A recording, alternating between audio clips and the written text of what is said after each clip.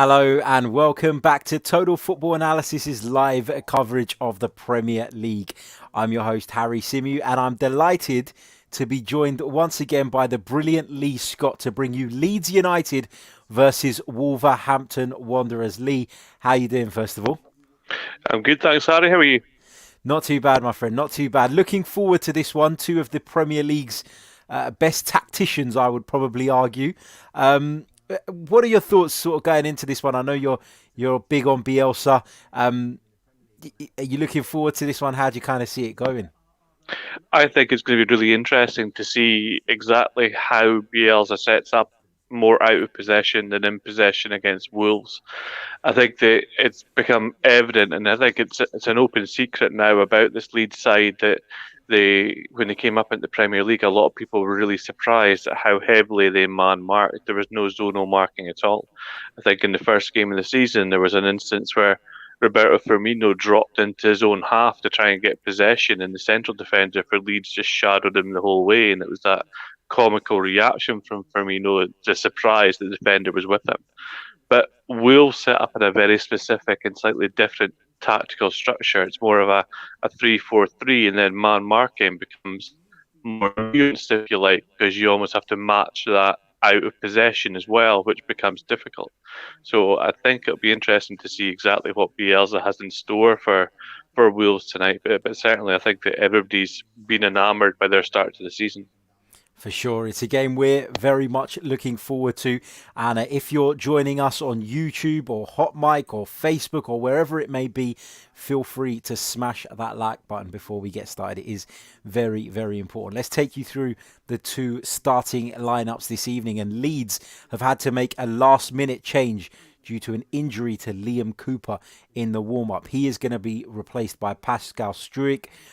Despite what you can see on your screens at the moment, he is in the side ahead of Cooper due to the Leeds man picking up an injury. But it's Illan Meslier in goal. It's Luke Ayling, Robin Koch and Pascal Struijk now at the back alongside Stuart Dallas. Calvin Phillips will take up that defensive midfield position that he has very much made his own. Rodrigo starts with Mateus Klick. We expect Rodrigo to play probably just off Patrick Bamford. Harrison will operate from the left and Helder Costa will play from the right. Of course, a former Wolverhampton Wanderers man himself. For Nuno Espirito Santo's side, it's Rui Patricio in goal. It's a back three of Willy Bolly, Connor Cody and Max Kilman. Roman Saiss and Nelson Semedo are expected to be the wing-backs with João Moutinho and Leander Dendoncker in the middle of the park. And it's a front three of Pedro Neto, Daniel Podence and Raul Jimenez. What sticks out to you, Lee, from those two sides? I think you already touched upon the most interesting aspect for me is the position of Rodrigo, and it's interesting because I appeared in a podcast a couple of weeks ago now, the All Stats Aren't We Leeds United podcast with John McKenzie, and during that podcast we talked about the possibility that Rodrigo might be used almost as an eight in the centre of midfield. I think we'll see a little bit of that today. You're right, he'll play off of Patrick Bamford, but more to the left in the half space in that eight position. So they'll have different people playing. They'll have different structures in possession and out of possession, I think. But Rodrigo will be constant, and he'll look to drift into different spaces and pockets to collect the ball. I'm not 100% sure on exactly who's going to be playing where at the moment for Wolves. I think that Roman Saiss might play centrally and not on the left hand side, so that's something to keep an eye on just in the first 5 minutes. Interesting stuff. We will certainly be looking out for that at the beginning. Of course, Wolverhampton Wanderers wearing their Portugal kit, as I call it, this evening. And it makes sense, doesn't it, given the strong Portuguese connection that the club have at present. Let's have a quick look at the two substitutes benches as well. For Leeds, it's Jan Poveda, Ezgan Alioski, Tyler Roberts, Francisco Casilla, Rafinha, Pablo Hernandez, and it's not Pascal Struijk anymore. I think it's Shackleton who's moved onto the bench in order to replace Struijk, who's of course been pushed into the first team. For Wolves, it's Kiana Hoiver, Fernando Marçal, Ruben Neves, Fabio Silva, John Ruddy, Adama Traore, and Owen Otasowie. So, kickoff is fast approaching ahead of this one. It's It's going to be an interesting game, we hope. It's been a crazy weekend again of Premier League action, hasn't it, Lee? I mean, what is going on? Oh, who knows? It seems to be every single week we're getting more surprises, more controversy. I think that everybody we covered the Merseyside derby, you and I, Harry, with Cam Megan, who's a big Liverpool fan, and I think that the controversy that's followed that since has been notable. It's been a bit crazy for me to a certain extent that people are talking about retrospective action and Jordan Pickford potentially being banned for the length of the Virgil van Dijk injury. I think that's a dangerous route to go down in football. But then you have the Spurs match yesterday when they were 3-0 up and looking extremely comfortable. They took on Gareth Bale, and then before you know it, it's 3-3 at full time. I think that at the moment, a nice little chuckle for you there as an Arsenal fan, Harry. I think at the Indeed. moment it's so difficult. I mean, I'm not a betting man. I'm very glad that I'm not a betting man because so many coupons are getting burst by these unpredictable results. Nobody really knows exactly what's going to happen on a week-to-week basis. Indeed, it's been a crazy start to the season. Of course, it's a very different season. The preparation wasn't what it normally is, and then you have, the thing with no fans in the stadiums. It is a very, very strange season, but things are very open at the moment, and that's what's making this competition interesting. The players just taking the knee ahead of kickoff in support of the Black Lives Matter campaign. Leeds, of course, in their traditional white strip, as I've already mentioned. Wolves look as though they're playing in a Portugal kit. I almost called them Portugal. There you go. You did. Here they This must come. be how they attract so many people, how many Portuguese players into the squad. This setup and this kit. I've got to say, it is a gorgeous kit. I really, really like it, and Yeah. I preferred it when Portugal used to wear this colour rather than the sort of brighter red that they wear nowadays.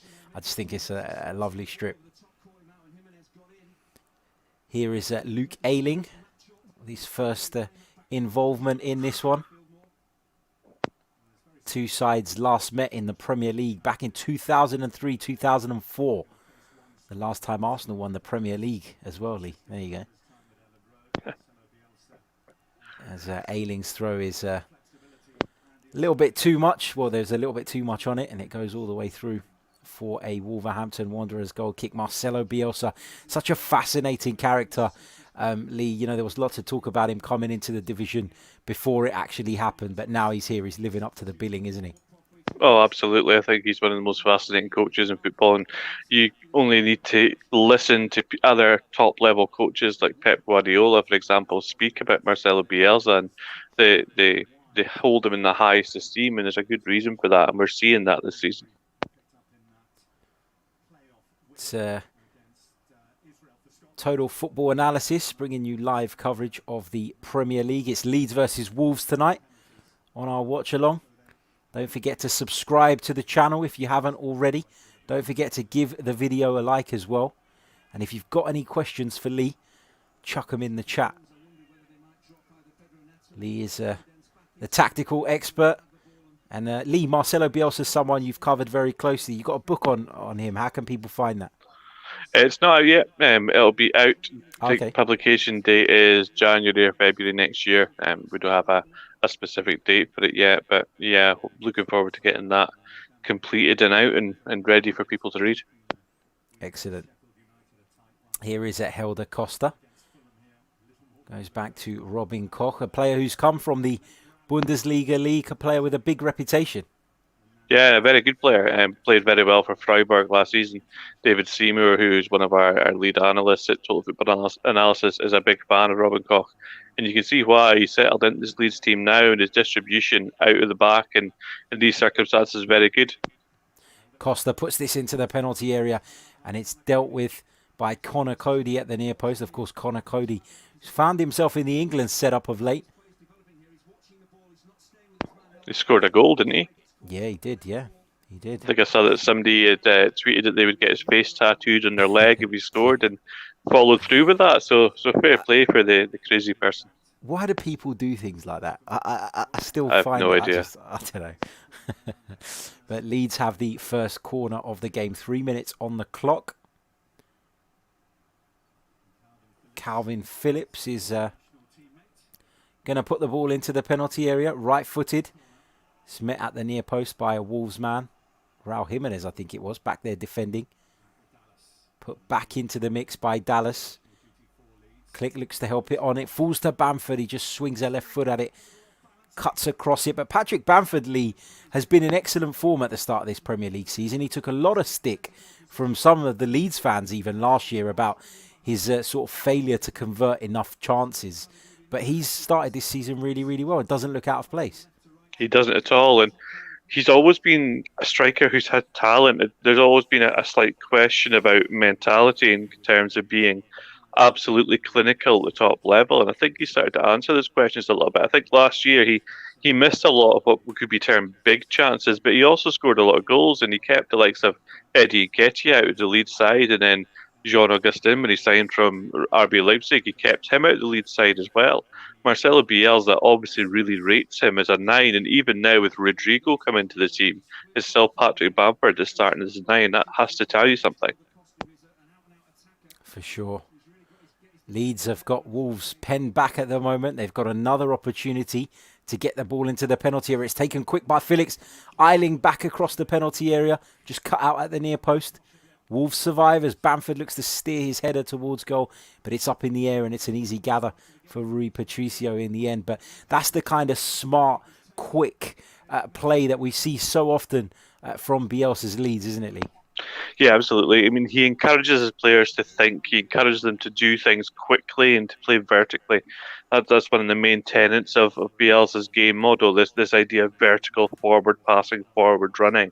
And that's why they could be so aggressive when they pin teams back like that. But you will see them be creative in those situations, and he's happy to let the players have that freedom.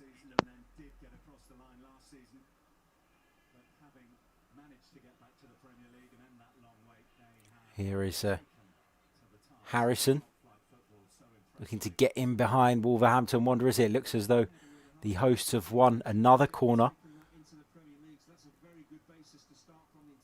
Lots of pressure from Leeds in the early stages. Is this what you expected, Lee? An aggressive approach? Yeah, it's never going to be anything else. It doesn't matter who they're playing. This is how Leeds will play.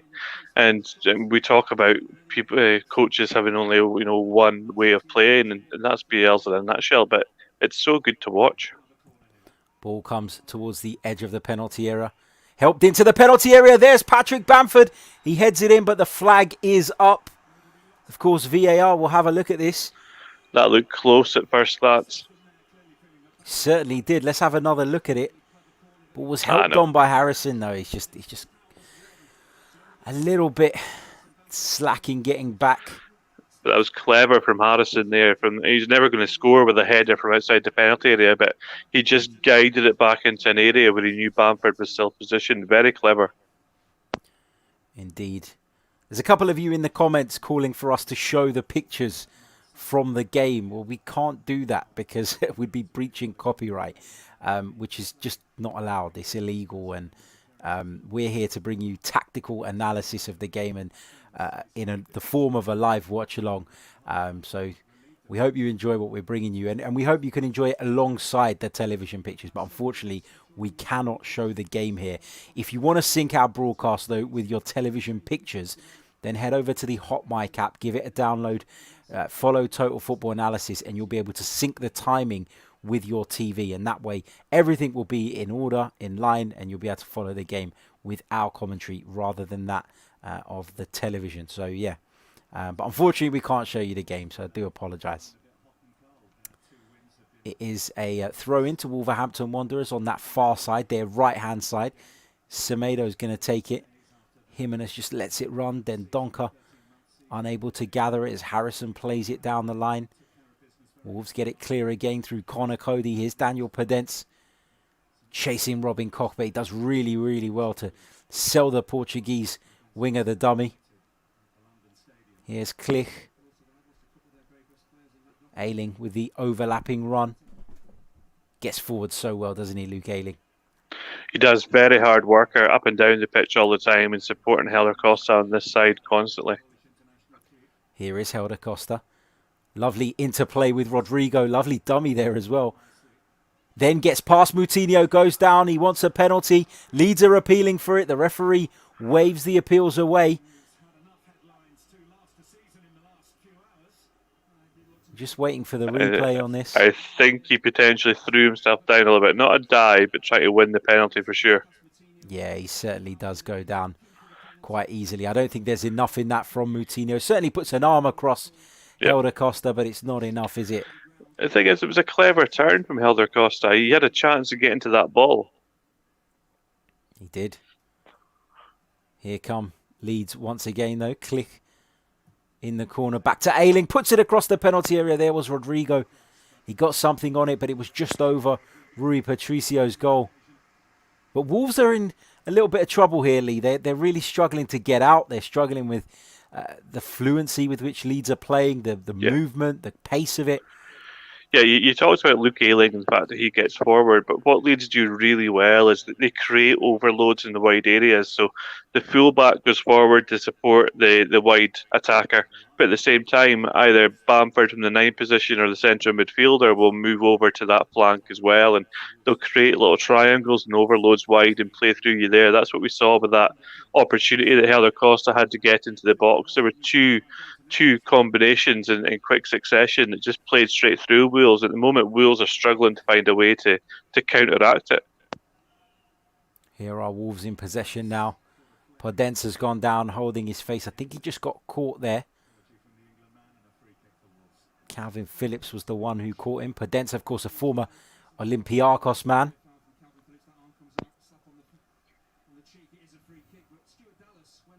Put in a couple of impressive displays in the Champions League last season, playing for the Greek side. He was very good at Sporting Lisbon as well. I can't quite recall if he was there at the time when the fans invaded the training ground and it led to a number of players cancelling their contracts at the club. That was how Wolves ended up getting Rui Patricio, although they did reach an agreement to pay a small fee, not quite what he was worth. I think that Daniel Perez could have been there at the same time, and I think that's how he ended up going to Olympiacos. But there's always been talent there. He's a very explosive player. Really good close control, really good pace. He'll look to get in behind, but that's kind of what Wolves need in order to support Raul Jimenez in those areas, especially with Diego Jota now having gone to Liverpool. They need somebody who can provide a little bit of creativity in wide areas. For sure. Podence is still down. He's got blood on his hands, which means he's certainly taken a whack from Calvin Phillips there. Just while the game is paused, Lee, David Coote is the referee this evening, the man who was the VAR in the Merseyside derby. He's taken a world of criticism since that game, and now he's in the spotlight here at Ellen Road this evening. And incidentally, Michael Oliver, who was the referee on the pitch in the Merseyside derby, is today the VAR. So roles reversed this evening. I think that it's so difficult because we talked about it during the game on Saturday during the Merseyside derby. We talked about the fact that the challenge from Pickford of Van Dijk was extremely dangerous, and we did both agree that there should have been a way retrospectively during the match that VAR said no, he has to be punished in some way. But by the letter of the law of the game, the play had stopped due to an offside when that happened. So the referee, as far as he's concerned, play has stopped. Then you would think there would still be something in there about dangerous behaviour, endangering another player, though. So it's very difficult. Obviously, it's really unfortunate that Virgil van Dijk looks like he's going to lose a significant amount of time this season because of that. Yeah, for sure.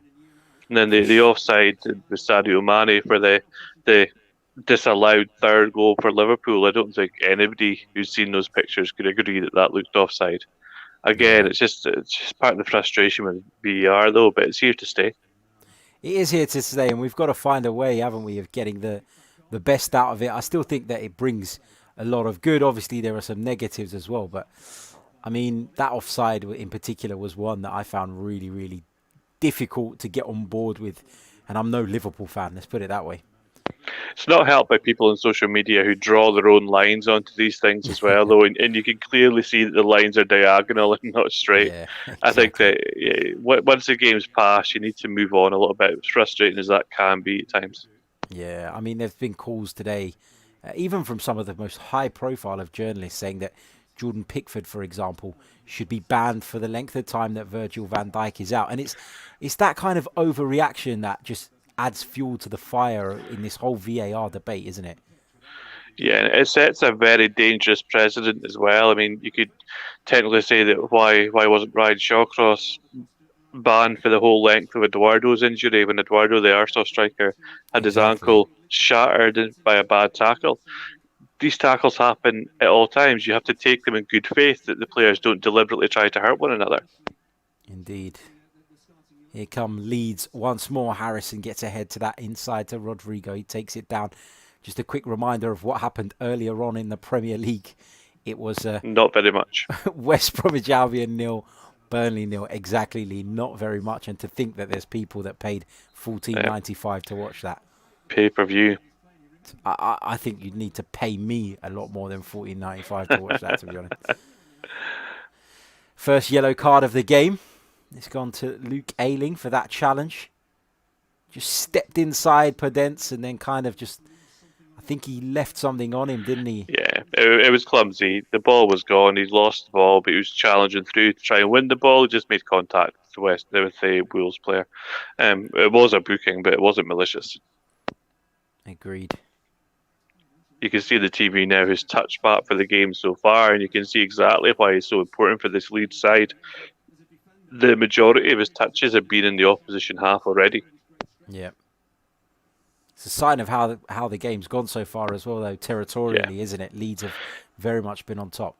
Yeah, all of this in-game data, it can be used to provide a picture of the game, and that's why you see coaches and you see coaching staff with iPads and things on the touchline more now, because they have access to all that data in real time to show them where the danger lies from the opposition, where there are potential areas that can break through. So as well as watching the game, you can watch it through the data as well, just to get a more complete view, if you like, I guess. Yep. That's right.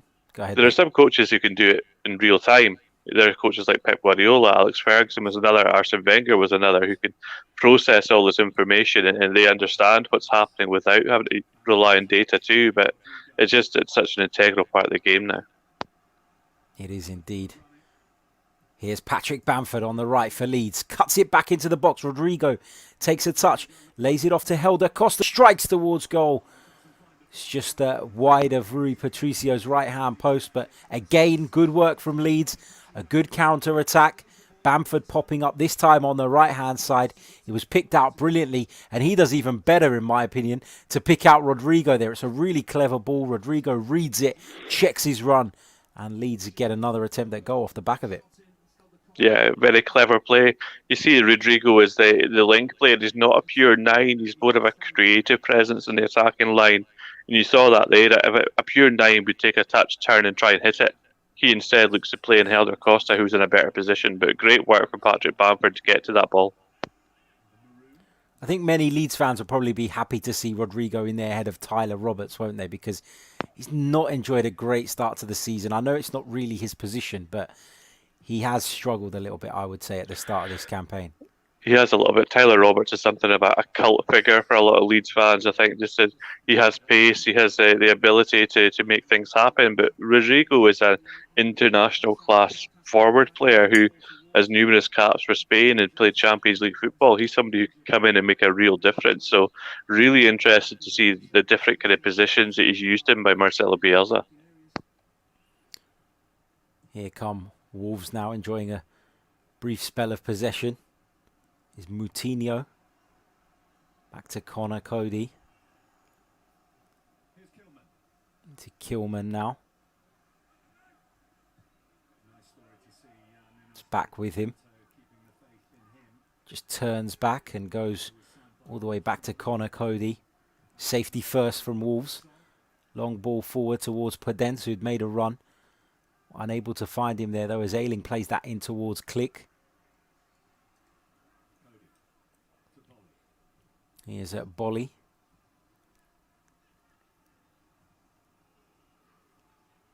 And now it's Max Kilman again. Bringing it forward again, looking for the run of Podenso. This time made a run across the front line towards that left. Leeds back in possession. Just when Leeds get the ball, they look a lot more threatening, don't they? They do.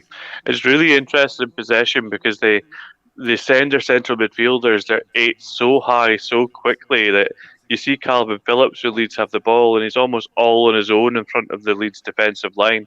Matej Klich and Rodrigo, if when he is playing in those central areas, they'll push right up towards Bamford to try and create overloads, and then the vertical passes get played into the final third, and then they play quick combinations, and before you know it, they're through you.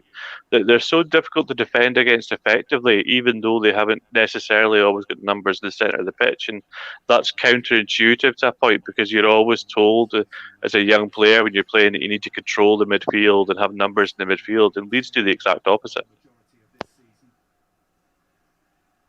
Here is Willy Bolly. We'll just pick up that loose ball. Leeds pressing. Are they going to be caught out here? They're not, because Calvin Phillips has got it back and he's given it away instantly. It's Semedo on that right-hand side, a summer signing. Here's Calvin Phillips. There's a few Leeds players with that sort of hair in a bun kind of style. Commentator's nightmare. Making it more difficult for you. Exactly. Here is Kilman just shepherding that ball out of play. Don't forget, guys, if you are watching us on YouTube, if you're watching us on Facebook, if you're watching us on Twitter, if you're watching us on Hot Mic, make sure you smash that like button. It is so important. Really helps the video get up the rankings. And this broadcast, of course, is brought to you by Total Football Analysis. I'm joined by their head analyst, Lee Scott, one of the best football brains in the business, and I'm delighted to be joined by him to enjoy this game this evening between Leeds United and Wolverhampton Wanderers. We got a question here, Lee, from Tiho. He says, "Hi, Harry and Lee. From what we've seen so far, do you think any of these teams can pose a threat to the Champions League positions?" No, not yet. I think that Wolves were building towards that. They seem to have stagnated a little bit at the start of the season, but because of the way the results have been going, it's so difficult to tell if that was something that was going to happen naturally or if that's more of a product of the disrupted pre-season that all the teams have had. I think that Leeds could well, both sides to be fair, could well challenge up towards the European places, but more Europa League. I don't think they're quite there for qualification for the Champions League. But for Leeds in particular, it would be an incredible achievement when you consider that until this season, there hadn't been a significant investment in the Leeds squad. Marcelo Bielsa had taken pretty much the squad that he was given at the start and created something like this from that. It's really interesting to see a coach able to do that. I think that there will be surprises on the way, and I think that Leeds may well tire towards the end of the season, as we see from Bielsa's sides, but there's no reason they can't be challenging for 7th, even 8th position if that's the way that the qualification spots fall this season. What I find so fascinating about Bielsa is that it's as though he plans always for the long term, yet he is never of the long-term mindset himself, is he? He never really commits to clubs for long periods of time. It's always kind of, it's been a couple of times now, hasn't it, where it's got to the end of the season and then he's decided to commit. So yeah. It's interesting that someone with such a short-term view of things always looks as though he's building something for the longer term. I don't necessarily think it's short-term view in terms of his own personal situation. I just think that he doesn't.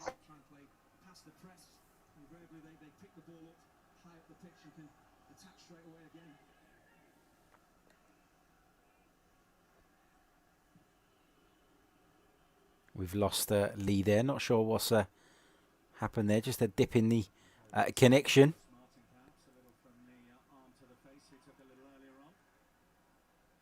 Apologies for the technical issue.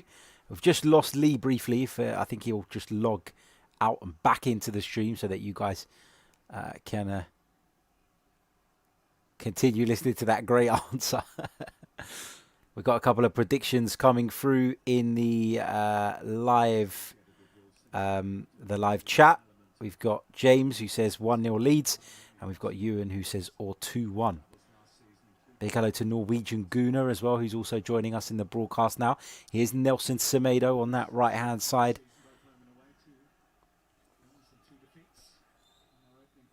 Wolves have won themselves a free kick. 23 minutes on the clock.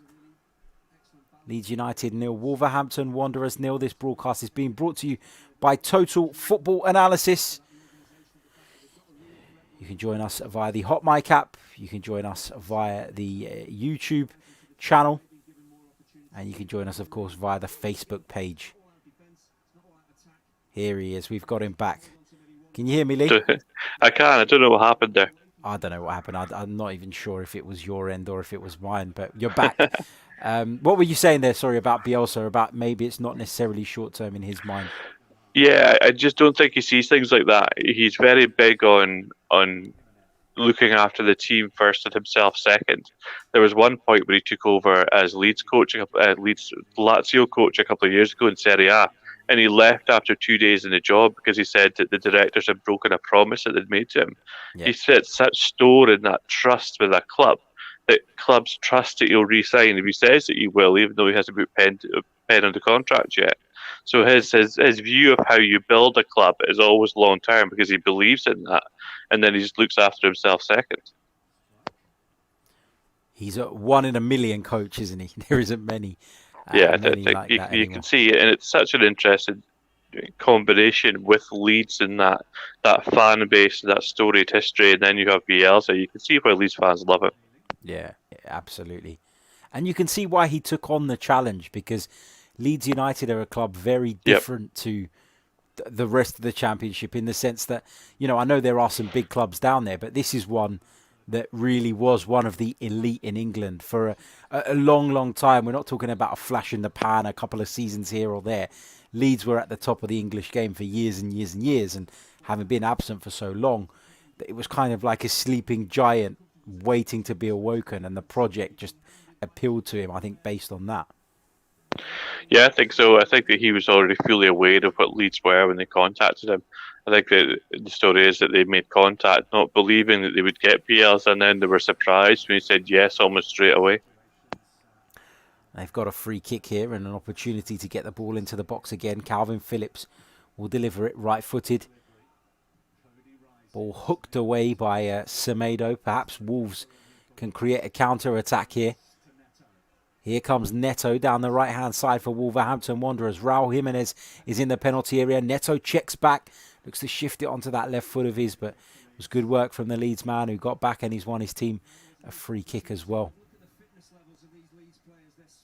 Really, really good defensive work there from Leeds United, having been in a position where they looked as though they might get caught out. I think it was Click who got back initially, and then it was Ailing, the right back, popping up on the left-hand side.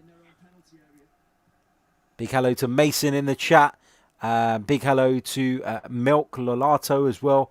And to Tiho, who really enjoyed Lee's answer on Bielsa. He says, quality answer and chat from you both. Much prefer listening to you both in the Sky commentary. Thank you very much, mate.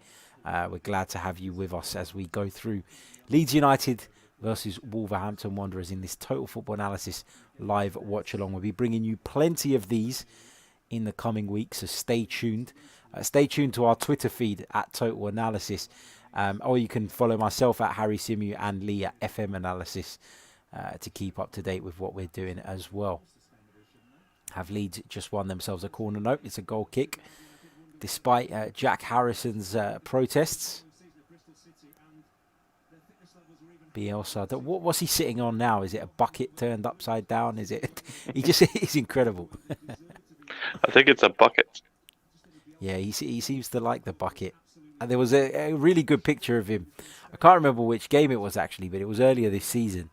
It's just gone out of my head, but where it was absolutely chucking it down.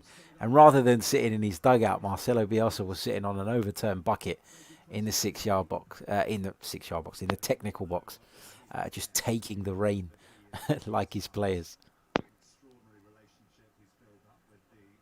I think there was a game when he was a young coach in Argentina, when he got sent off because he's more restrained now, but he used to be very loud and argumentative and passionate on the sidelines.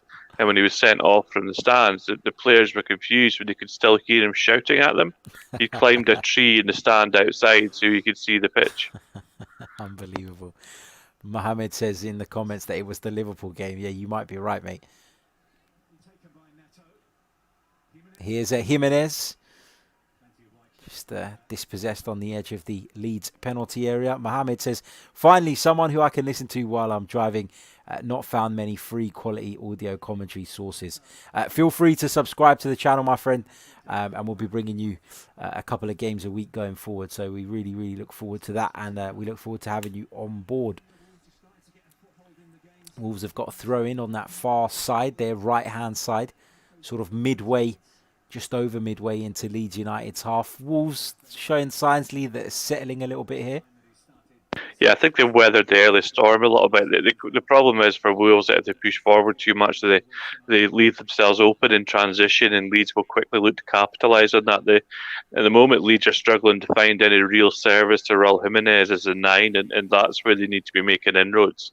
They need to find a way to either play down the outside or to penetrate centrally, but Leeds press and cut off passing lanes so aggressively that could be difficult. Here come Leeds. Not sure if Calvin Phillips' ball was intended for Click there, but he got there anyway. Here's Phillips again, just inside the Wolves half. Here's Harrison on the left. One-on-one with Semedo. Good signing, Semedo, Lee? I think so. I think that anytime you get a fullback with that kind of international level quality and experience, it's going to be a good thing for a club like Leeds. I think Matt Doherty was almost the perfect player for their system in terms from a tactical perspective, and it was surprising they let him leave for Spurs. But Semedo is a more than capable backup, and of course he's Portuguese, so he fits right in. Exactly. He fits right in. He got a lot of stick from Barcelona fans, but a lot of players get stick from Barcelona fans, and not necessarily always fairly. There's a level of expectation at that club where you don't find in many places. For sure, as Ayling puts that into the penalty area. Harrison will retrieve it. Semedo, who we were just speaking about, has gone out to confront the Leeds United winger. Ball's into Click. He finds Harrison on the left again. Harrison will deliver left-footed into the box. Bamford attacks it. It will fall to Ayling on the edge of the box. Fired towards that far post. Certainly was on target, but it was blocked by a Wolves defender. And now Wolves are looking to spring a counter-attack of their own. Fortunately for Marcelo Bielsa's side, though, that attack didn't come to anything. And they can come forward again themselves. Here's Harrison on the left. Big hello to Melik in the chat as well. He says, it's been really great. I'm here for the first time, and this is perfect for watching with the TV sound off. Great commentary. Thank you very much, mate. Rodrigo with a header towards Wolves' goal. It was kind of one of those headers where you need to try and hang in the air for a while, but always going to be difficult. It was Ayling who put the ball into the penalty area. We saw a great header like that at the weekend, didn't we, Lee, from Dominic Calvert-Lewin, but this wasn't quite to that standard. No, I think that Rodrigo's a lot of things as a forward player, but aerially dominant perhaps isn't one of those. Dominic Calvert-Lewin is a different kind of animal completely. You saw that header, we both talked about the fact the weekend that it was reminiscent of Cristiano Ronaldo, the way that he's able to almost hang in the air and be there in position for when the ball comes in. Rodrigo is more suited to more whipped crosses where he can get his feet on the ball. One of our listeners, Lee, is asking if we can get a tactical analysis soon on Hellas Verona in Serie A. More than happy to do any Serie A games. There you go. That is. I'm just upset they don't have Kumbula anymore, but we can make two.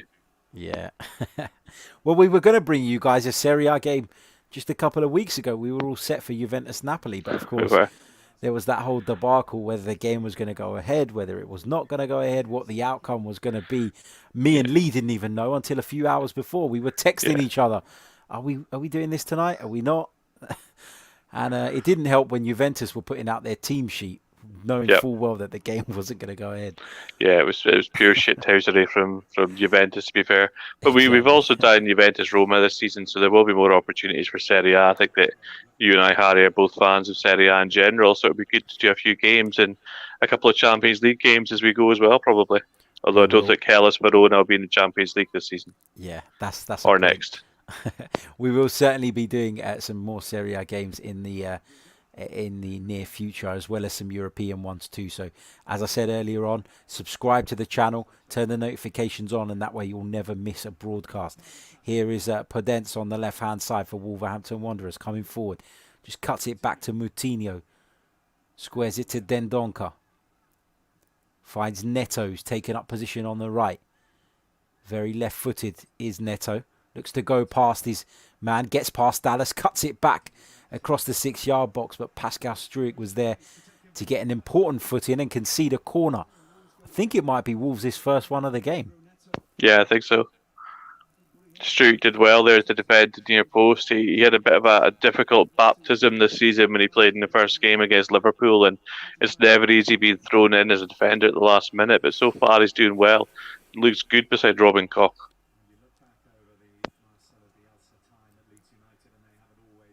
So we just wait for this corner to be taken. Plenty of jostling for position going on the edge of the penalty area.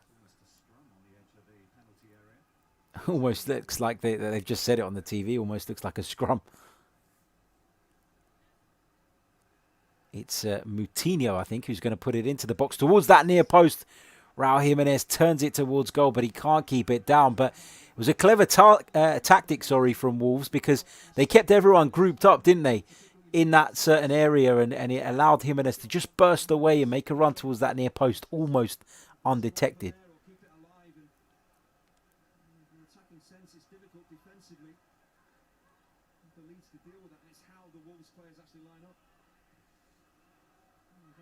I think we might have... Lee, have we lost you again? No, I don't think so. He's there. He's there. We got him. I am here. Here is Robin Koch. Good ball forward in towards Patrick Bamford.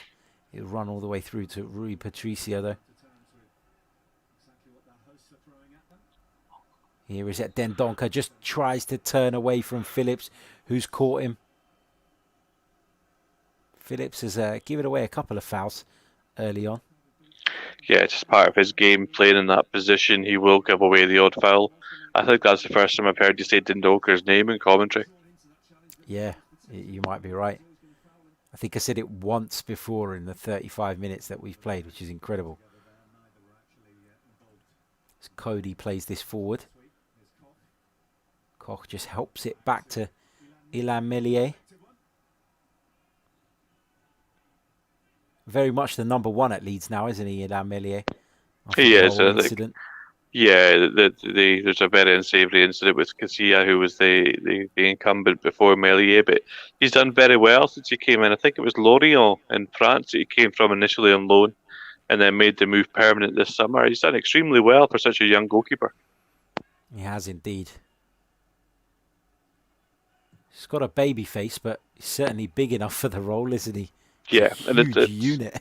It's that thing that we talk about with goalkeepers having to be good with their feet as well in a system like this, and he provides that as well as being a good shot stopper. So perfect for Marcelo Bielsa. Yep. As Phillips stands out to the far post, Harrison's volley across the penalty area almost found its way to Bamford inside the 6-yard box, but Connor Cody, with a vital intervention, prevents Leeds taking the lead. He's put it out for a corner.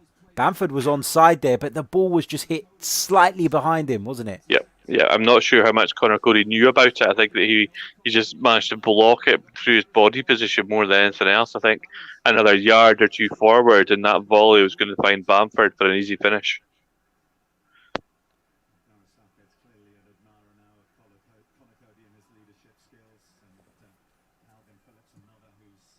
Gareth Southgate in the stands there, the England boss watching on.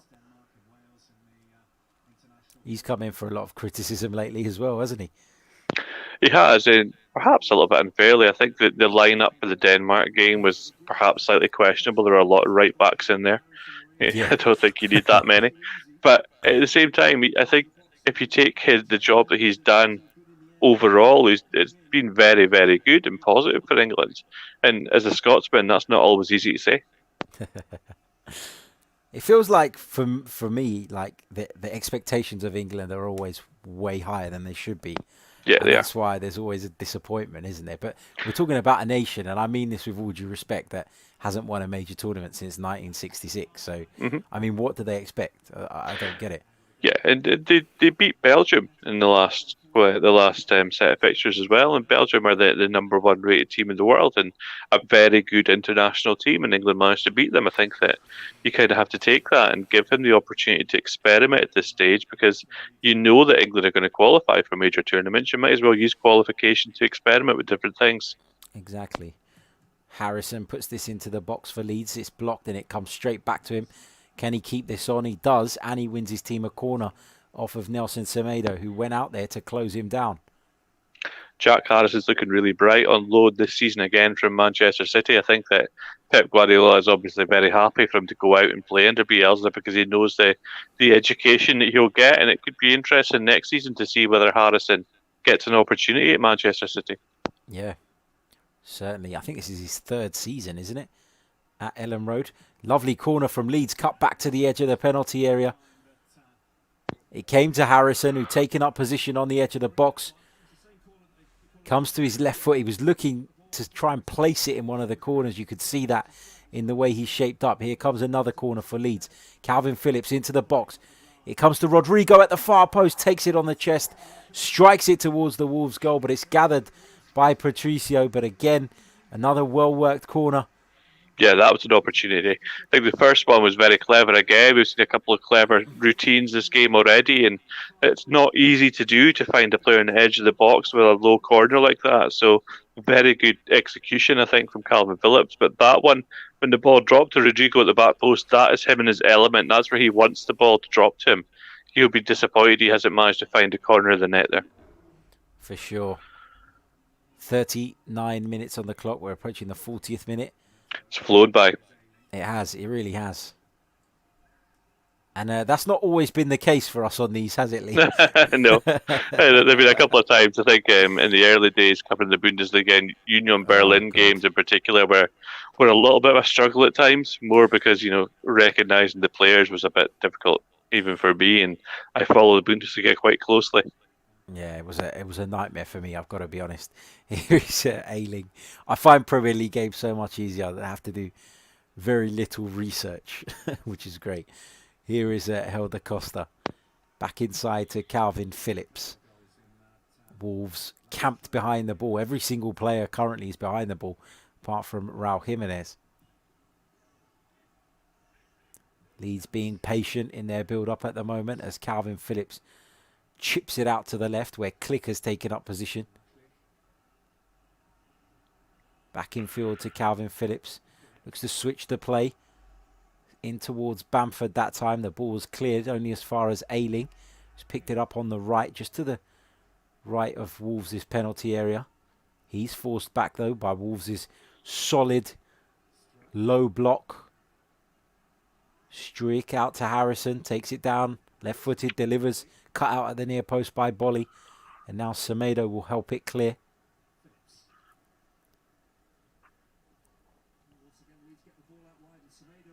Get the feeling, Lee, that Wolves will take a point from this. Yeah, I'd love to see how many recoveries Leeds have had of the ball in the first half. They seem to always be getting these balls when the Wolves are trying to clear the ball. It's coming straight back to a Leeds player. Here's Helder Costa driving into the penalty area. It's back out on the right to Ayling. He looks to stand it up at the far post, but he's overhit that. It's gone out for a Wolverhampton Wanderers goal kick.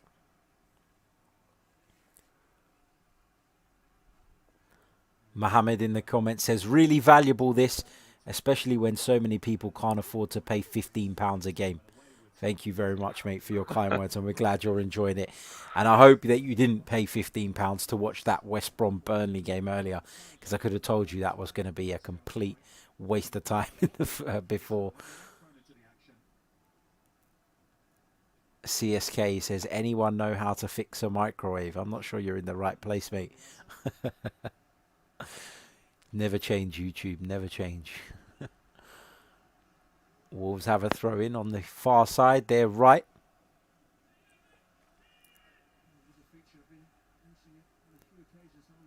Open play crosses from Leeds, 14 so far, Lee. You spoke about them in the wide areas. As part of the way that they play, part of their DNA, they look to combine and overload those wide areas through quick passing combinations and access the penalty area. they're not a team who attacks through the final third centrally that often, which is interesting at the top level. It's similar in a way to Manchester City when they look to combine in the wide areas and play that trademark low cross across the face of goal. Here's Harrison again in a wide position. 1-1 with Semedo. Looks to cut back inside, but he's crowded out in the end. I'm just chuckling away to myself at some of the comments. Here is Moutinho. Anyone know how to fix a microwave? He gets a reply. What's the problem? Isn't it heating? No, the handle came off. What?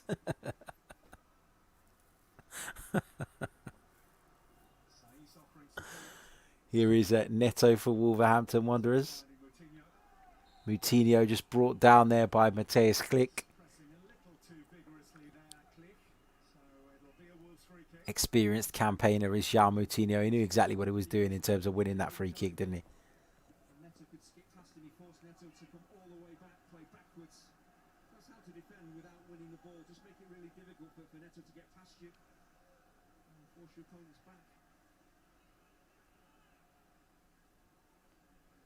Who have you been most impressed with, Lee? It's got to be Leeds, isn't it? I think so. I think there's no doubt that Leeds have been the better side there. The way that they've attacked, the way that they've moved forward, the way that they've attacked it in the final third, everything about them at the moment is looking more impressive. But the longer it stays 0-0 in the Premier League this season, you just can't be sure what's going to happen. This ball comes into the box from Neto. Out comes Meslier, gets 2 hands on it. He does well there, Meslier. He gets some real distance on that punch. He did. And not something you always see. Obviously, when goalkeepers elect to punch, sometimes it can be a dangerous situation. But if they can clear the ball with distance like that, then why not? 2 minutes of time added on. Going to talk a little bit about the Premier League action from the weekend during the half-time break. If you've got any questions about anything Premier League related, stick them in. If you've got questions about anything else as well, stick them in. We'll try and answer them. But we're going to see one more Leeds United corner before we finish off this first half at Ellen Road. Both Struijk and Robin Koch have made their way forward for Leeds here. Plenty of bodies in the box as Phillips delivers it right-footed. Comes all the way through to Helder Costa, who's taken up position on the opposite flank. He'll help it on to Harrison. He's forced back now. Had a minute of the injury time so far. Don't forget to subscribe, like, share. Leave us a comment. Here's Klich.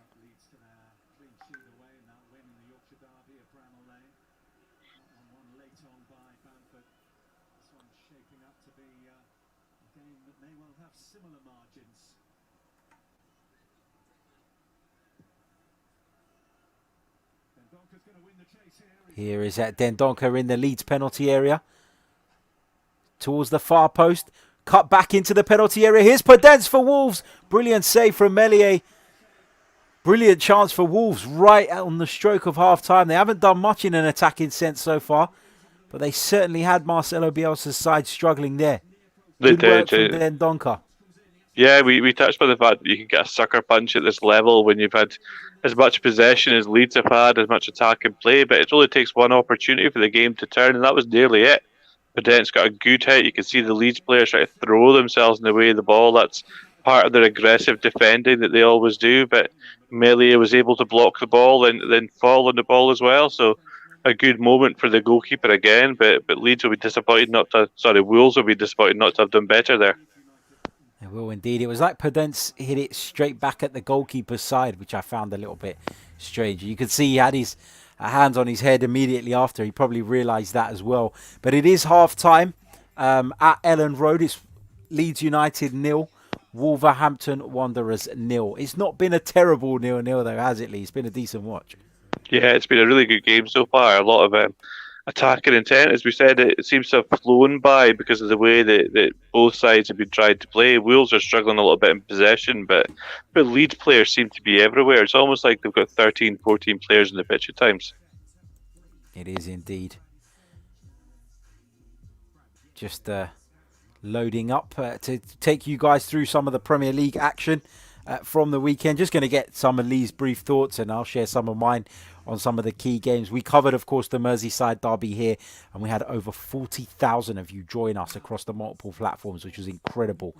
So a big thank you to every single one of you who joined us, who came on board and listened to the analysis throughout. Lee, just going back to that Merseyside derby quickly, I know we've kind of talked it to death. I think everybody's talked it to death, really. But, I mean, where do Liverpool go from here now without Virgil van Dijk? Are they going to regret not bringing out not bringing in another central defender? I think it's very difficult to view it through that prism in terms of recruitment and squad building, because any central defender that Liverpool would have signed over the transfer window would have came in with the expectation that they weren't going to play a lot of first team minutes. So Yeah. that diminishes the quality of player. I mean, they couldn't have gone out, for example, and got a Gabriel, as Arsenal did, because they can't offer Gabriel the same minutes. The same with Wesley Fofana at Leicester City, who signed from Saint Etienne, another young player who needed minutes and wanted minutes. So any player wouldn't have been quite of the same quality. I mean, who put central defenders are the same quality of Virgil van Dijk? Kalidou Koulibaly at Napoli, arguably, but he's not going to come in to play second fiddle to anybody. I think that it's going to be difficult for them because you're going to see Joe Gomez and Joe Matip, and one of them's going to have to play slightly out of position. And it's people sometimes look at it and say, well, you're still playing as a central defender, so there's not that big a difference. But the difference between playing as the right side of central defender and the left side of central defender, the picture of the game is completely different. It's difficult to get a hold of your angles, especially if you're playing on the wrong side, if you like. So Gomez and Matip are both right-footed, so either one of those is going to find it difficult to take possession of the ball in those areas and then be able to progress the ball the same way Van Dijk does. Van Dijk's right-footed as well, but he's comfortable on his left side. I think that we'll see Joe Gomez play. I think we might see Sepp van den Berg, the Dutchman, come into the first team setup at times as well, which will be interesting for Liverpool fans. But don't forget as well that Fabinho can also play that position instead of playing as the six, so he provides cover and options there, especially now that they have Thiago. So Wijnaldum can play as the six, Henderson can play as the six, then you have Thiago to come into the midfield. So they still have a squad that can account for this. I just think that they're not going to be at the same level defensively without Van Dijk. Yeah, I agree. It's going to be a real loss to Jurgen Klopp's side, and there are many people suggesting that actually this is a bit of a lever in terms of the title race now, and we may see somebody run them a lot closer than we did last season off the back of this, and as a result of this. Let's talk a little bit about Manchester City versus Arsenal. It was a narrow victory for Pep Guardiola's side. It wasn't a great display. I didn't think from either side, really. As an Arsenal man looking on that and watching the way Man City performed, I was very, very disappointed that Arsenal just couldn't find that extra gear to really, get themselves back into the game. Are you a little bit concerned by that? I guess the lack of creativity in Mikel Arteta's Arsenal side at times. I think it's always a problem when you play a structured system the way that Mikel Arteta does. And you and I have talked about this before, that the first thing that he did when he came into the club was he wanted to change and improve the culture. So he wanted more people who were focused on winning, focused on doing their jobs. That's why the likes of Mario Guendouzi and Mesut Ozil have kind of fallen out of favour a little bit, whereas Granit Xhaka, who it looked like was on his way out, is very much came back into the fold because of his professional nature. The next thing that he did was solve the defensive issues and make them look a lot more resolute defensively. And then he started to fix the progression and the build-up play, and you see the way that Arsenal build up. Building out from the back, we've talked about this often enough, Harry. It's not for everyone. and there are inherent risks involved in doing so. But when it comes off, as we've seen from Arsenal a few times, the results are breathtaking, and it's very difficult for defences to stop. I think Yeah. the next step now is for him to find that creative solution. And the problem is that it doesn't come from the central midfielders in this 3-4-3 almost that he likes to play. It doesn't come from the likes of Ceballos and Xhaka or El Neni or even Thomas Partey when he comes at the side. He's not going to be the creative force. The creativity has to come from the wide players almost, and that becomes difficult when one of your wide players is Aubameyang because he's not creative. He's somebody who wants to get forward and join in and score goals and attack. Willian on the right hand side is for me the answer. They've got to find a way to get him involved more centrally when they're in possession because he can be the creative player that unlocks those defences. But there are still questions for Arteta to answer. But as a young coach in his first full coaching position at this level, he's still doing an incredible job for me.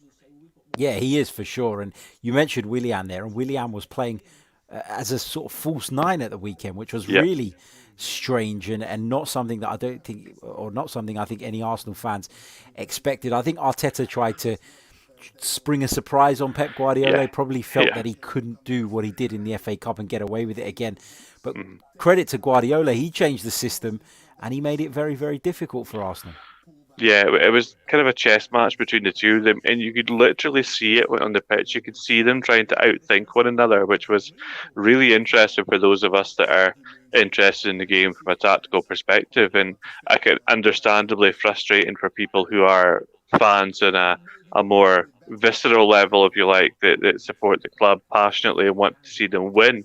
Some of these decisions and choices, like Willian as the false nine, can be difficult to process, but there was an idea behind it, and it shows coaches who are willing to think outside the box. And sometimes Guardiola is accused of overthinking, but I think he gets these things right more often than not, and I think the same will be true over the test of time with Arteta. Indeed. Let's move on to Chelsea, held to a 3-3 draw by Southampton at Stamford Bridge. There's been lots of question marks around Frank Lampard. This is just another excuse for people to sort of point the finger at him. But I don't know, there's been some people who have suggested that Chelsea could potentially mount a title challenge this year, having done the business they did. I don't see it, and I think this was another example, wasn't it, of how naive they can be defensively. Yeah, I think that a lot. I mean, Chelsea's transfer business over the summer was more opportunistic than it was reasons than planned out. They saw an opportunity with the current market being affected by COVID, and they saw an opportunity to make inroads and to sign players that they may not have been able to have a clear run at otherwise. I think that is the case for Timo Werner and Kai Havertz. I think that everybody in football was aware that Timo Werner wanted to go to Liverpool and Liverpool wanted Timo Werner, but Timo Werner in the end didn't want to go and play as a backup option to those front players at Liverpool, and Liverpool weren't that happy to meet his wage demands to play as that fourth striker, if you like. So suddenly the opportunity opened up, and Chelsea were able to complete the deal. But then they go out, and the same thing happens with Kai Havertz. Kai Havertz was supposed to go to Bayern Munich, but Bayern Munich had a gentleman's agreement with Leroy Sané that they would still sign him after they were supposed to sign him at the start of last year before he became injured. They had a gentleman's agreement with him that they would sign him, and that took up a large portion of their transfer budget for this season. So they couldn't make a series run at Kai Havertz. Kai Havertz wanted to leave, and Chelsea were again opportunistic. They had the finances and the financial means, and they were able to complete the deal. But how do you fit them in the same team? They're such individually tactically sensitive players. It is difficult because at RB Leipzig, Timo Werner only ever played as one of a two in attack. He played as the more mobile one with Yusuf Poulsen or Patrick Schick as the more structured reference player, if you like, the one who will receive the ball. But Timo Werner likes to pull to the left-hand side. He likes to drop deep. He likes to combine. He likes to do all these things. He's not a lone forward. Kai Havertz is a chess piece. He can play as a 10, he can play as an 8, he can play as a 9, but Chelsea ended up playing him wide on the right in the first instance, and both of those players have started to look a little bit better, but whether that's purely due to the quality that they have, the fact they're becoming more settled, I think, rather than anything that Lampard's done from a tactical perspective. I think that there are still questions around Lampard as a top level coach, and I hope the short termism at Chelsea doesn't play a factor into his role, because he needs at least another 18 months for me before that team's ready to challenge for the title. I was surprised he got the job in the first place, if I'm honest. And I felt like because of the transfer ban, it was the ideal opportunity for him where the expectation wasn't very high. To his credit, he got them back into the Champions League, which is excellent. Hmm. But I'm still of the thought that that was probably more because of the teams around him, the Arsenals, the Tottenhams, and to a degree the Manchester Uniteds for long periods of the season not actually being at the level required, rather than Chelsea being that good. Am I being unfair when I say that?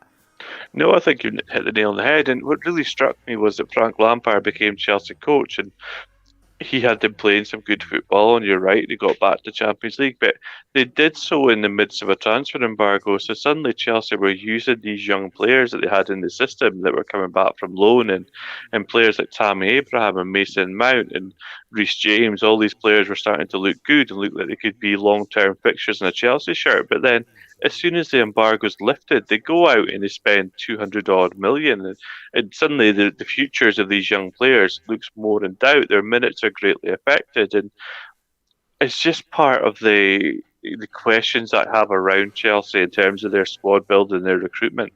Some of it is well thought out and reasoned, but so much of it just seems to be short term. I think you used the term short term thinking when you talked about Marcelo Bielsa to an extent earlier on in this commentary. I think a lot of what Chelsea do is short term. They plan for the singular season to try and finish as high as they can and try and win the league, and then they worry about next season when the next window comes along. And for a club that are supposedly as smart in their use of data as Chelsea are thought to be in terms of recruitment and the processes they have, it's quite surprising. It is indeed. Just finally, just because the second half is due to kick off any minute now, but just finally, a question from Tiho in the chat. He says, what do you make of Aston Villa this season? Goalkeeper and defence look solid. They've got good midfielders with goals and creativity. I mean, considering they just about avoided relegation last season, it's incredible, isn't it, how impressive they've been at the start of this campaign. Yeah, and that's the difference between a club who's recruited very intelligently from one season to the next. Last season, when they came up into the Premier League, the recruitment was a little bit haphazard. They signed bulk more than anything else. They signed Alexis Samata and players like that to play as their forward player, and he never came off. But this pre-season, they've gone out and done some very smart business. I think you and I covered Brentford last season in the playoffs, Harry, and Ollie Watkins impressed both of us in those playoff matches, and his impact with this Aston Villa side to be able to hold the ball up, lead the line, get on the end of crosses, and all of these things have been very good. But what's really struck me is the way that he has combined with Jack Grealish, who's playing in almost that left half space position, and the two of those together just absolutely shredded Liverpool when they played them. Some of the combination play, they were finding one another all the time, and then you've got the industrious midfield with the likes of John McGinn, who's had another fantastic international break for Scotland and seems to be a fulcrum at this Aston Villa side. I think there's a lot to like about them, and they've got a really interesting sporting director, Johan Lange, the former Copenhagen sporting director, who's now in charge of their recruitment. So they seem to be doing things in a very measured, methodical, thought-out way, and I think that they're going to do very well this season. Fingers crossed that from their point of view that they do, because like you said, they had like I said, they had a really tough season last season. So I'm sure the Villa fans will be enjoying their start to this current campaign, putting 7 past the champions. Well, doesn't get much better than that, does it? You're not going to see a game like that again. I think 3 of those were deflections, and there were all sorts of crazy things around that game with Adrian giving away a goal as well. It's a difficult situation for Liverpool, I think, but you can't take anything away from Aston Villa, because just quickly, what they did in that game that was very intelligent was they took away the threat of Alexander-Arnold as a ball progressor for Liverpool. And because Thiago was it in the midfield, Liverpool weren't able to progress the ball past the Aston Villa pressure. What they did was play Jack Grealish quite high on that side of the pitch. So Alexander-Arnold couldn't go forward the way that he normally does to get involved in the attacking play because Jack Grealish was just hanging about in the space behind him.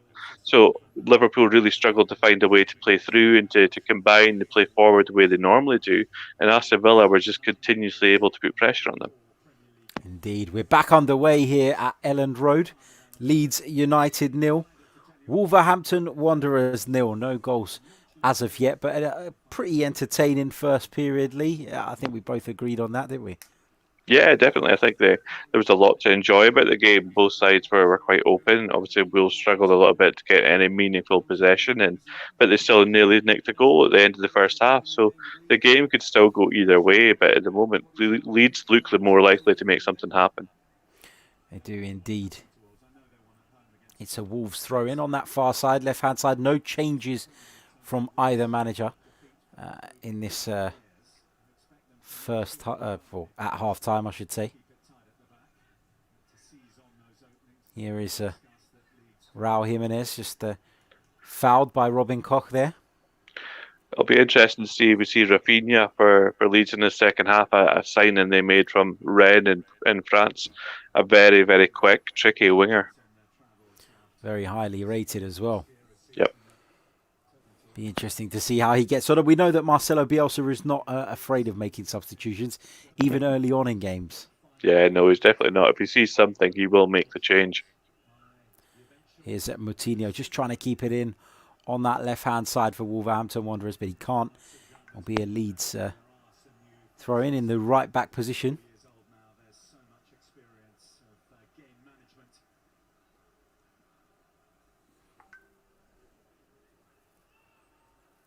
Ayling's going to take the throw.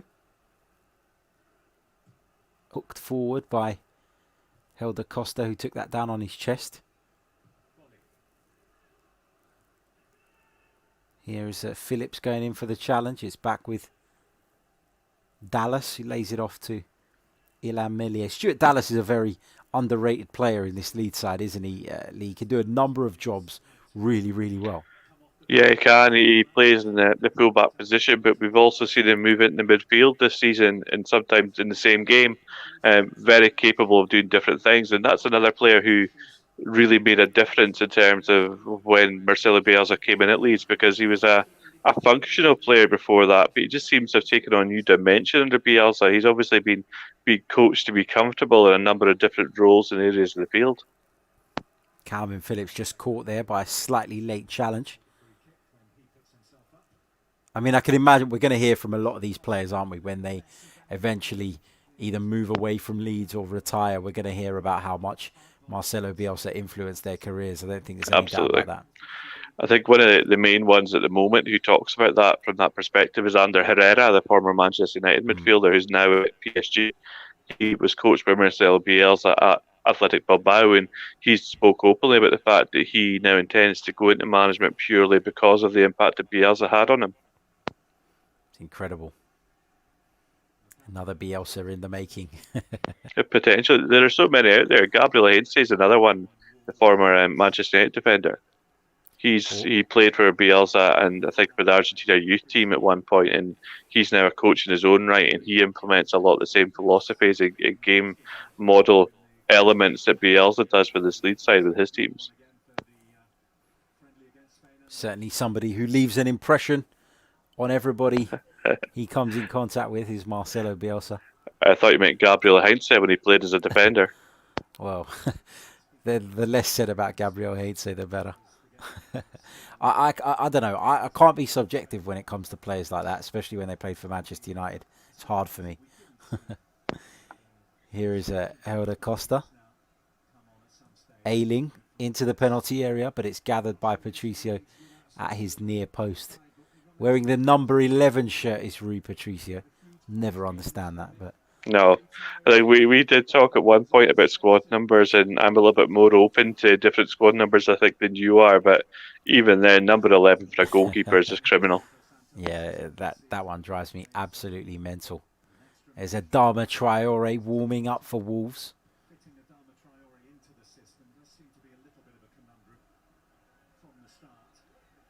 Interesting to see him not in the side, actually. Yeah, I never quite understand. It might be a fitness issue, but certainly you like to have him in the side whenever you can because of the problems that he causes the opposition. He's such a difficult player to defend against, not just because of his speed, but his power as well and his ability to drive through the lines. Very difficult player to cope with. I love the fact that he started putting baby oil in his Yeah, biceps because he was sick of defenders grabbing his arms. That's quite a clever move. yeah. Unorthodox but clever all the same. Here is Dendonka. Back to Moutinho. Into Jimenez. Lovely little flick round the corner for Podence to carry the ball forward. He'll play it out to the left-hand side where Roman Saiss has come forward. Ball into the box. Jimenez will gather it. Puts it back to Saiss. It just felt like that was such a difficult option when he had two players in better positions, in my opinion, right in front of him. Yeah.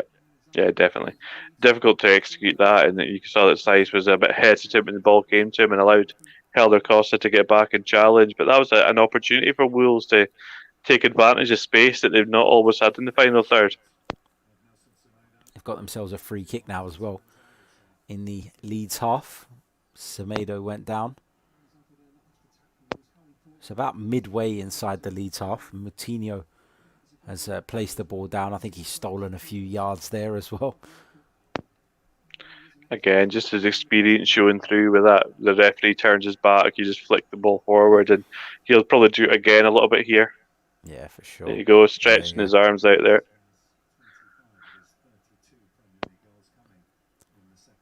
It's going to be the Portuguese midfielder to deliver this into the penalty area for Wolverhampton Wanderers. Ball comes in from Moutinho. It's met by the head of Struijk. Cody almost losing the ball to Helder Costa there on the halfway line. My God. Here is Podence on the right now. Entering into Leeds' penalty area. Does really well to create the space for the cross. Stands it up. Comes to Saiss on the edge of the box for Wolves. What a strike that is from Roman Saiss. Wolverhampton Wanderers lead at Ellen Road. What a finish that is. And Roman Saiss, of all people, not the most likely of goal scorers. But there you have it, the opening goal of the game. It's Leeds 0, Wolverhampton Wanderers 1. I don't think anybody knew that Roman Saiss had that in him at all. And I think they're just checking for potential offside here. When Podence collects the ball, you can see that he's just in line, I think, perhaps slightly offside. This is going to be harsh and Saiss if this is taken away, but it looks like it might be. It looks like it might be indeed. Podence's foot looks offside, yeah. He's leaning forward as well, which doesn't help. And Podence did well there. He collected the ball. He turned the Leeds defender, Stuart Dallas, inside and out, and it was a good cross. You saw Melee wanted to come for it, but he had to backpedal back onto his line because of the angle of the cross. But great touch for Roman Saiss at the back edge of the penalty area. What a volley that is across the goal. One touch, he kind of lifted the ball, and once it sits up like that, you can't help but hit the volley. It's the kind of touch that you get mad at for youth players for doing because they're lifting the ball instead of just touching it in front of them. But he just managed to set it up just for that volley. Still waiting for the final decision, but it's offside. Yeah, it's offside. You saw him say there. That's heartbreaking for Saiss. We could see that straight away on the first replay, to be fair, but it makes you wonder, doesn't it, Lee? I'm not disputing the decision. It's the correct one, and we want to see the correct decisions. But why does it take so long when me and you looked at one replay and we worked out it was offside? Why did it need to take the best part of 2.5 minutes? I don't know. And my issue with it as well is, without VAR, how many great goals throughout history would have been disallowed for offside? True. How many great moments in history would have not happened because of those offside decisions? And again, it was the right one because Podence was offside, but how many of those goals has Roman Saiss could have scored across his career? Yeah, exactly. Not very many.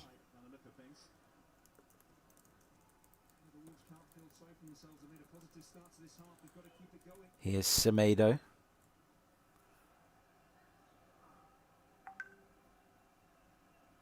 Wolves with a Throw in, almost in line with the Leeds penalty area. On the right-hand side, it's the former Barcelona man who's going to take it. Finds Neto. That was a foul throw, wasn't it? Is that what he's been penalised for? It certainly Well, couldn't have been offside. It's a throw. You can't be offside, yeah. It's a foul throw. They've given it to Leeds. Jesus. Foul throws at this level. For a regular international who's signed from Barcelona. We saw a couple of them, didn't we, in a game that we did earlier as well, earlier in the season.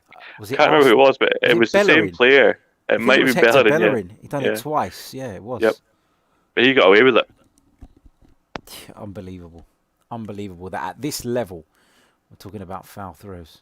Padenza just helps this round the corner. Jimenez looking to hold off the challenge of not one but two Leeds United defenders. It's one his team are throwing. It's done well, the Mexican.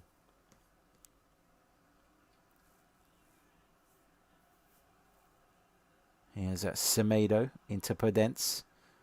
It's back to Podence on the edge of the penalty area, looking to create the room for the shot. It's a great effort with his left foot. It had Meslier diving across to his right-hand side, and the Frenchman pulls off a solid save. But again, Daniel Podence causing Leeds problems, and Wolves have started this half really, really well, Lee. Yeah, you can see the balance of a player there. It's so difficult for teams to defend when an agile player who's able to dribble gets possession in the centre of the pitch like that, because he could go either way. He just touches the ball into his left-hand side. I'm not actually convinced it was going in, but Meslier didn't know that, and he got a good hand on it to push it around the post. See if Raul Jimenez tries the same movement towards the front post here. Well, it's the same kind of setup, isn't it, where they're all gathering together. It must be so difficult to mark when people do this, and particularly horrible. With Leeds, who love the man marking system, as you said earlier. I mean, you just get in each other's way. Yep. Here it is, the same movement from Jimenez towards that near post. He tried to just help it on that time, though. That corner routine's become more and more popularised in recent times, and it's so difficult because the attacking players split to different zones in the penalty area, and they do it very quickly. It's so hard to defend against effectively. Here come Leeds now with an opportunity to threaten themselves. Jack Harrison just about keeps that in on the left-hand side. Delivers into the box. It's towards Bamford. It finds Helder Costa in the end, but he couldn't do much with it. It's quite open at the moment as Wolves come forward now. Here's Neto. Knocks it past Calvin Phillips. Neto delivers into the box. Stroit gets a foot on it. An important one for Leeds. And now Luke Ayling will bring the ball away. That was the exact same clearance that we saw from Yerry Mina at the weekend, and it led to a Liverpool goal because it fell to a Liverpool player. Very calm from Stroit, but he took a chance there. Certainly did. Here is Harrison. Nice work from Leeds. It's put into the box by Harrison.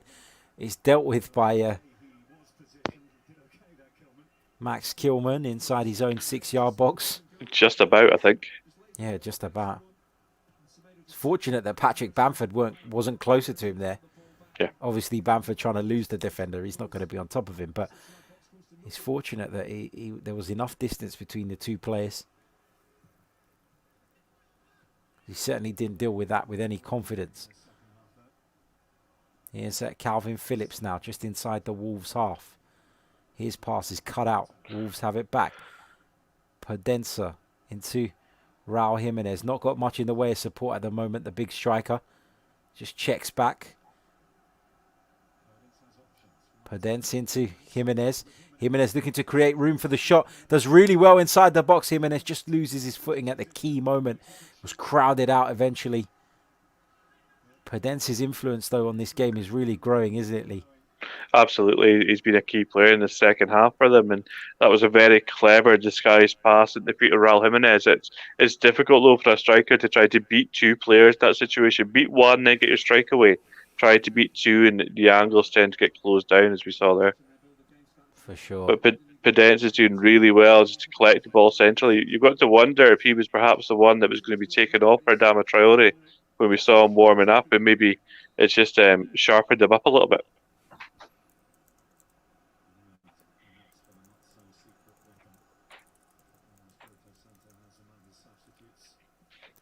Here is Podence again. Here's a click for Leeds. To play that out to the right-hand side. Really, really poor ball. Yeah, that's been a couple of times in the last 10 minutes that Leeds have given the ball away really cheaply. They can be slightly sloppy, if you like, with their quick transition passes, but at the moment they need a little bit more control just to get back on top of Wolves and push them back. You feel like Calvin Phillips needs to take a little bit more time in possession of the ball more than anybody else as well.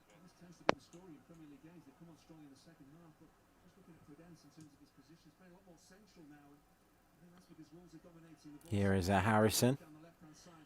Into Click. Wolves pressing Leeds really high up the pitch at the moment, but Leeds look as though they might have played their way out of trouble as Calvin Phillips with the ball over the top towards Helder Costa, but read all the way by Roman Saiz there.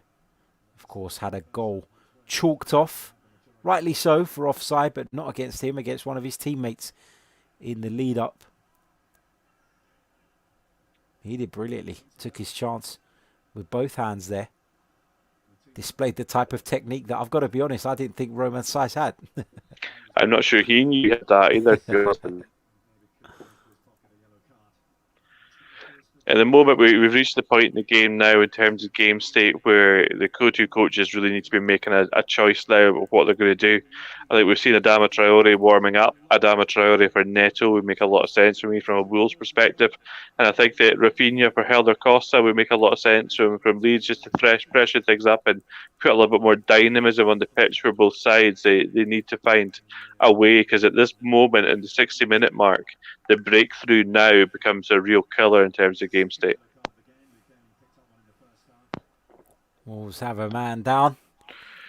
Calvin Is that Phillips. Moutinho? Yeah, it looks like it is Moutinho. Calvin Phillips picked up a yellow card for his involvement in that. It's probably overdue, to be perfectly honest with you. There were a few niggly fouls in the first half. No surprise that he's picked up a booking. Yeah, you're right. You're 100% right. 62 minutes on the clock now. If you haven't already, give the video a like, smash the subscribe button if you haven't as well, and that way you'll never miss a broadcast. If you turn your notifications off as well, on, not off, even better. So please feel free to do that. You could tell it's a Monday night, and I've had a busy Monday.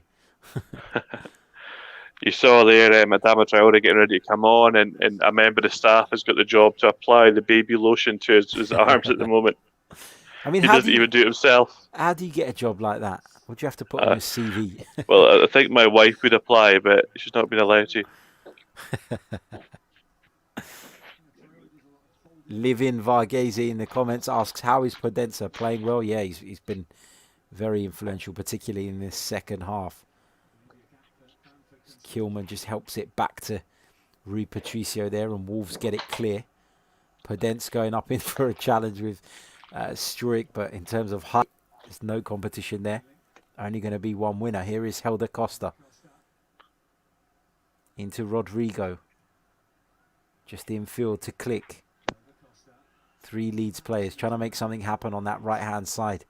Going back to what Lee was saying earlier on about them utilising those wide areas as Rodrigo chips this in. It's taken down by Bamford almost.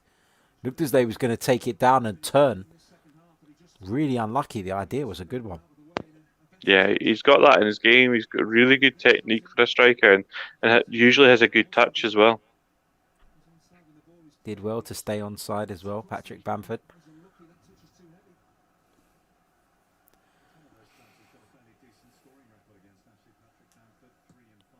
It's been a little bit quiet since the first sort of 10-15 minutes, Patrick Bamford, where he was very involved in the game. But don't rule him out. Very capable of popping up with a goal. Rodrigo just dispossessed by Moutinho. Podence has won it back off Ayling after Moutinho's ball was a poor one.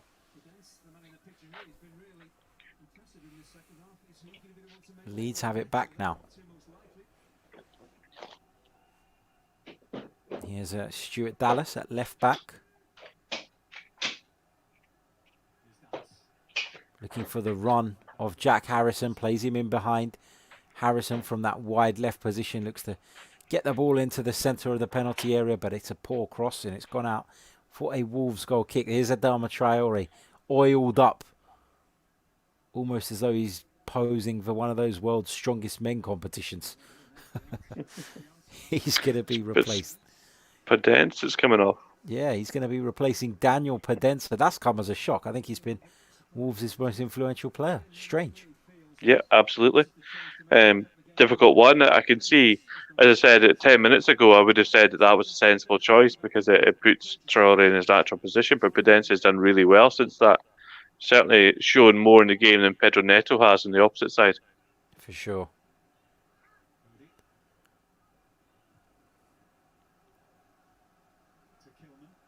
Here's Kilman coming forward.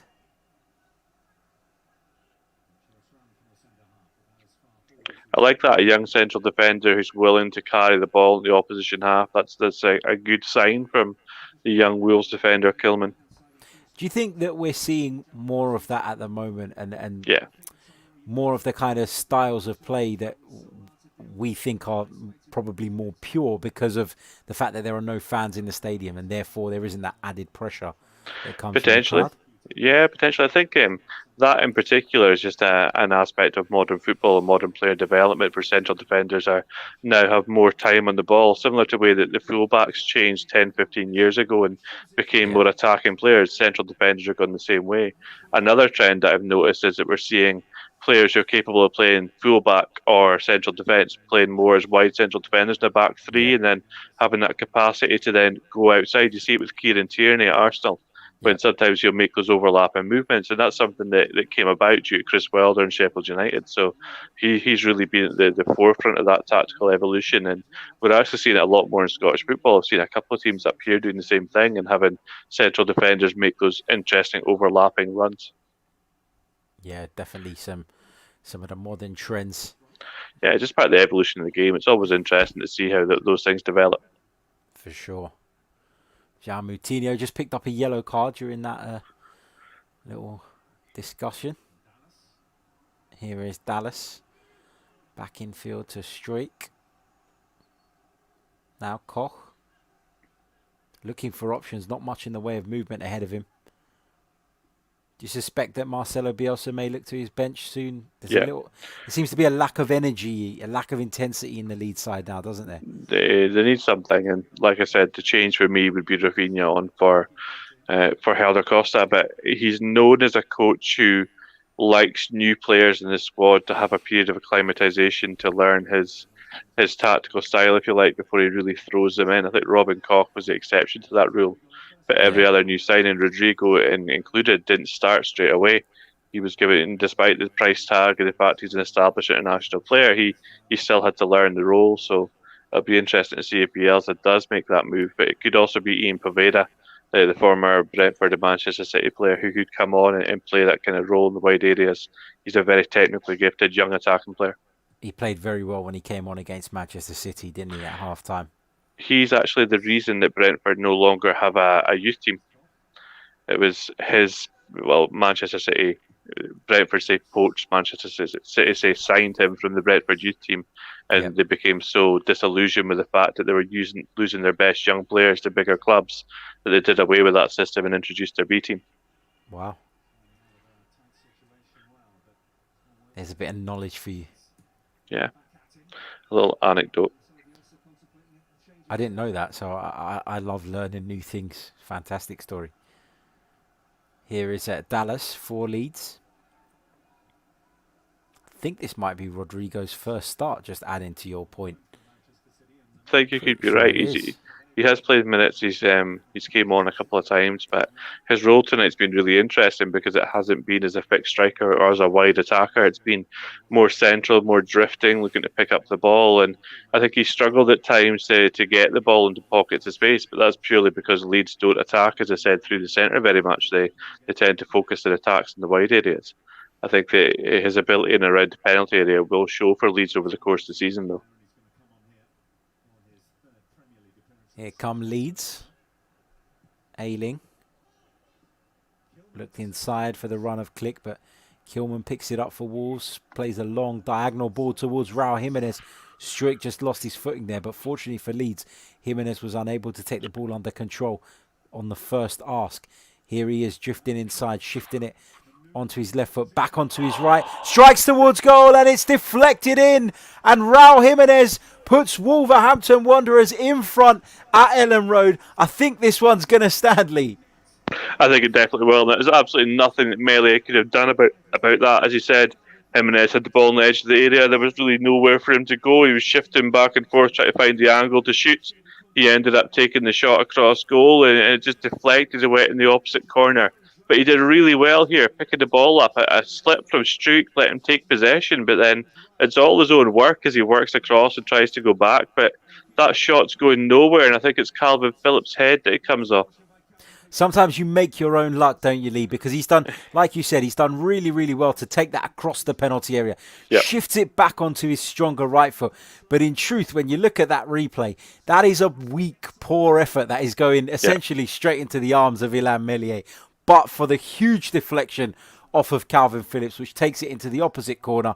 And there you have it. Wolverhampton Wanderers lead with 70 minutes on the clock at Elland Road. Jan Poveda has come on for Helder Costa, just as you predicted, Lee. Will we see an injection of energy into this Leeds team? Because in truth, Wolves have deserved that based on this second half display. Yeah, absolutely. I think it's been a completely different second half. The first half was all Leeds.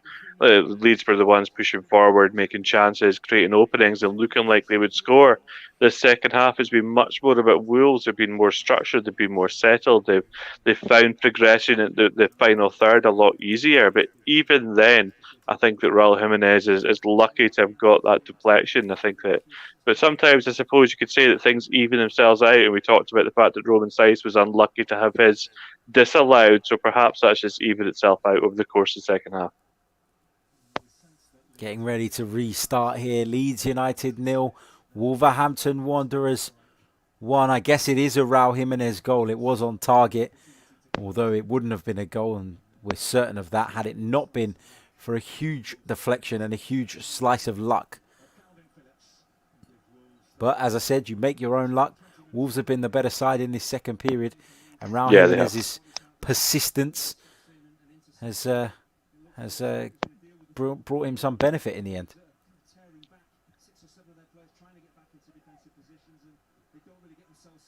Here's Rodrigo, looks to slip in Poveda. Here's Saiz for Wolves now. He goes down under the challenge of Poveda. Wins his team a free kick. It will just take the sting out of the game again for Wolves, which of course they'll be looking to do given that they now lead. Paolo Hernandez is also getting ready to join the action. Very creative player, isn't he? Someone who was very important to Leeds last season. Yeah, massively so. He was the creative fulcrum for the side and had so many incredible moments and assists and goals over the course of the season. I think that he's been unlucky with injuries and fitness issues this season so far, but certainly expect him to have an impact once he's fit again. Question is, can he have an impact here when Leeds need him? They currently trail at home to Wolverhampton Wanderers. Here's Adama Traore. You're not going to muscle him off of the ball. Into Neto. Creates the space for the shot. Tries to anyway, but Ayling was back there defending, doing what he does best. Bielsa just giving Hernandez some instructions. I think this will be either Rodrigo or Bamford. I'll be interested to see which one. I think you might be right.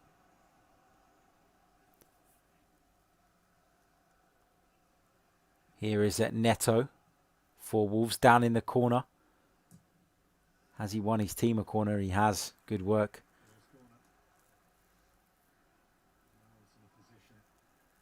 Wolves have won 26 of the 32 games they've scored the first goal in since they were promoted back to the Premier League in 2018. They're a very, very efficient team when they take the lead. They tend to be quite difficult to dislodge because they're so organised from a tactical perspective. Can they add to their lead? Can they extend it? Referee just having a word. It's that tactic from Wolves again, bunching everybody up on the edge of the penalty area, making it really difficult for Marcelo Bielsa's side to carry out their man marking system in towards that far post. Then Donker gets a touch. Rodrigo just gets his body in front of it. I think Rodrigo's won his team a free kick as well. Hernandez is coming on.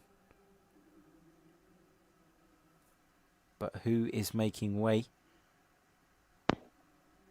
It is Pascal Struijk.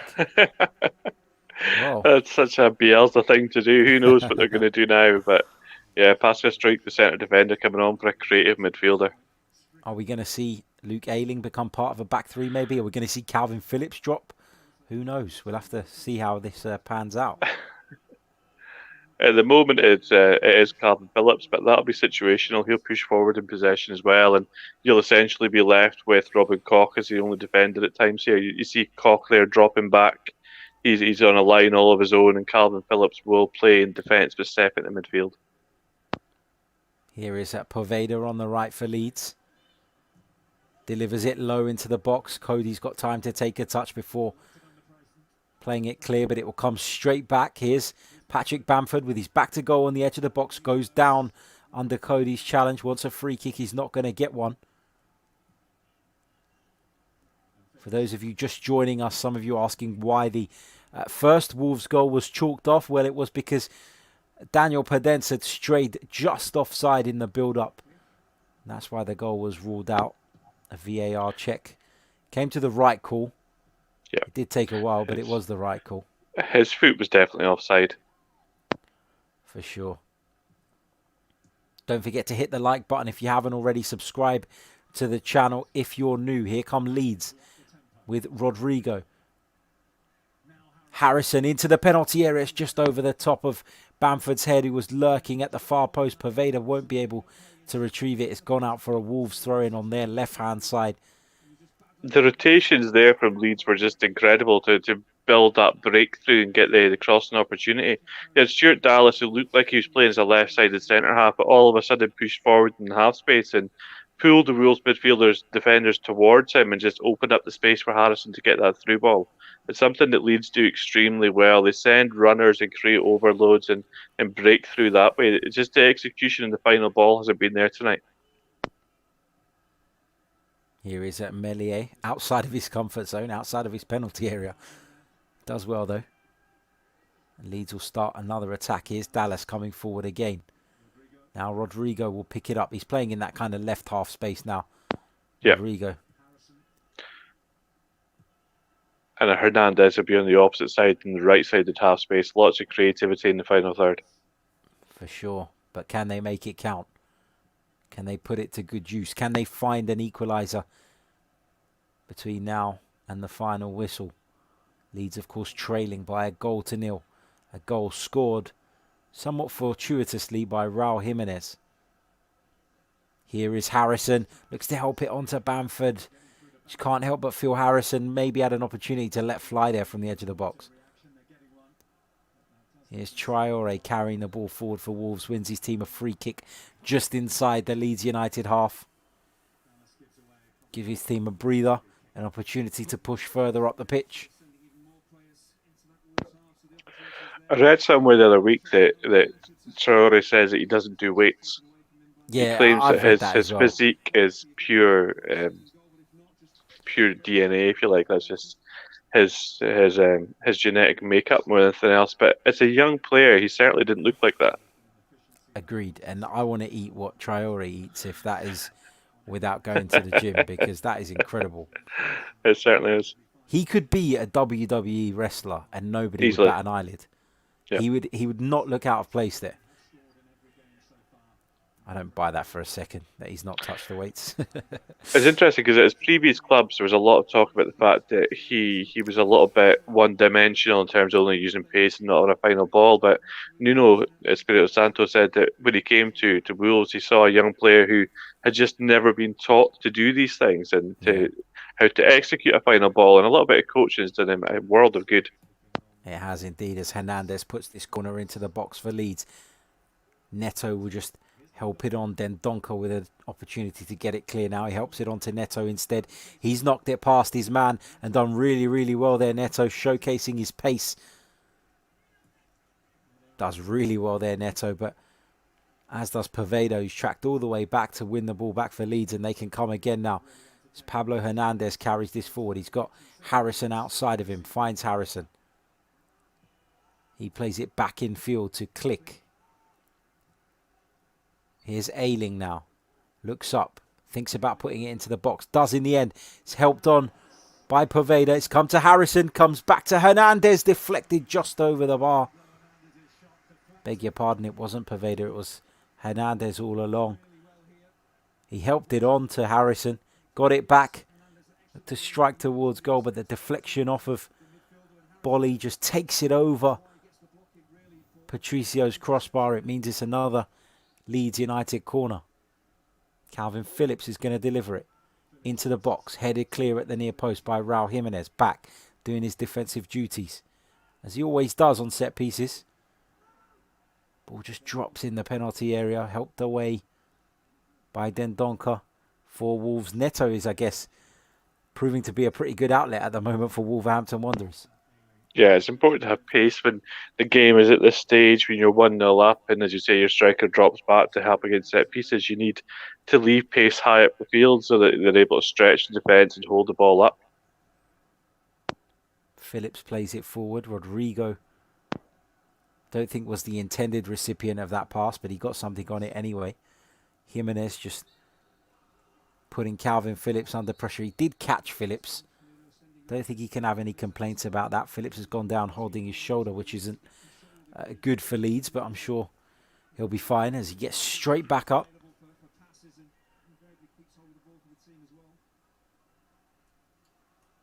Looks like Wolves are preparing another change. Leeds are preparing one too.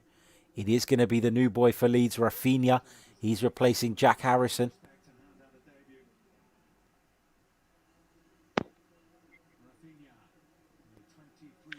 Rafinha is rapid, real bag of tricks. He's got the ability to go inside or outside. He changes direction very quickly, and he's got a final ball. So definitely a good choice for Leeds. But again, sensible as well from Wolves here with Ruben Neves coming on for Moutinho, a player who'll come on and just slow the game down and dictate the play a little bit. Moutinho looks a little bit worn out after chasing the Leeds players in the defensive phase for the whole game.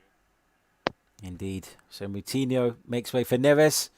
Harrison makes way for Rafinha, who I think, by the looks of it, probably goes to the same barber as Rodrigo. Thought that hairstyle went out of fashion years ago, but obviously not. Not in Southern Europe. Not in Southern Europe, exactly. Here's Semedo. Hooks it up into the air. Here's Luke Ayling on the halfway line now for Leeds. Long diagonal crossfield ball towards Rafinha. He'll take this down. Low cut back into the penalty area. It's going to fall to Poveda. Is it going to go in? It's just eluded Rodrigo there as the ball deflected up. The former Valencia striker was not far away from it, but he couldn't make contact. And Wolves survive. And that just shows the variance of football. A great pass from Luke Ayling. Rafinha did well to reach it, and then a great cutback. But for Wolves, the deflection went in their favour with the goal from the striker. But here, for Leeds, you saw a deflection. The ball looked just wide.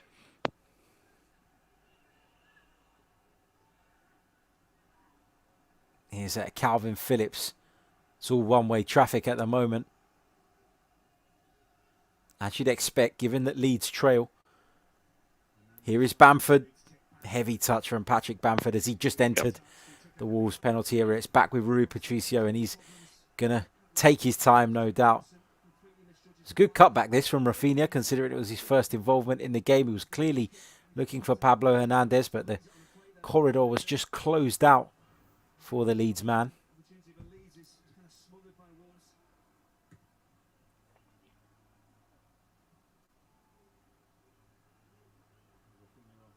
Turned out to be a good pass, that from Click, although I don't think that Calvin Phillips was the no intended target. He opened up his foot a little bit too much. I did think the angle wasn't quite right.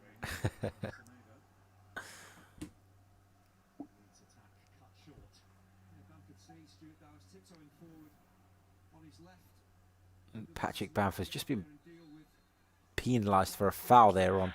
Yeah. That wasn't smart for Bamford. He didn't have to do that, but he put his arm out and dragged the player back to stop him moving outside to close down the angle on the ball. if Leeds do go on to lose this, be their third defeat of the campaign.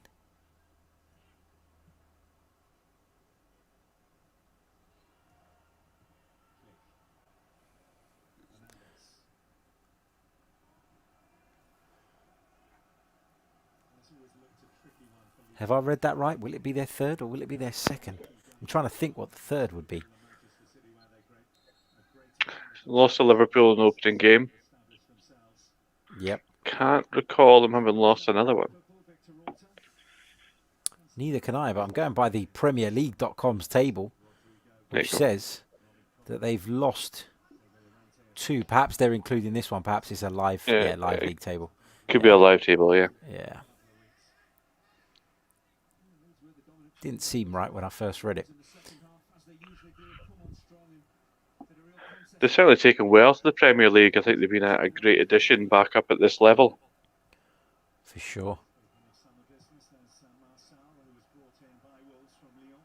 They'd have been pleased. Well, they will be pleased with the, 7 points, regardless of whether they lose this or not. Here is Rodrigo. If you think that 40 is the magic number and they're almost a quarter of a way there, just 5 games in.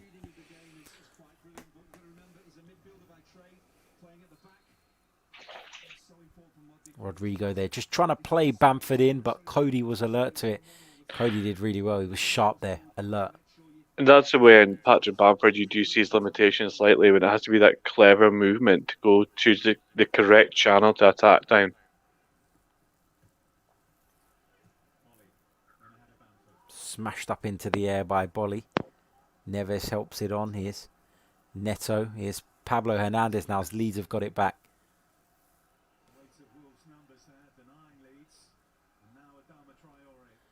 Here's Adama Traore on the right-hand side for Wolves, in line with the edge of Leeds' penalty area. Not much in the way of support. Raul Jimenez has got into the penalty area. Traore just tried to hold the ball up, ended up being dispossessed. But regardless, he's earned his team a few more seconds. Rajiv Kumar asks in the chat, did you watch Burnley West Brom? I didn't. And I had no intention of watching that when I saw what the game was earlier on this evening. And I'm not disappointed that I made that choice or that decision, given it was a 0-0 board draw.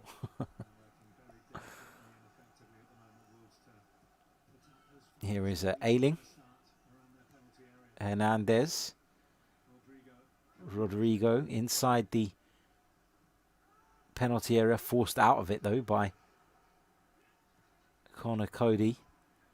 Leeds have it in that wide area on the right, trying to work the space for a cross. It's delivered by Ayling in the end, gathered by Patricio, who goes down on the ground.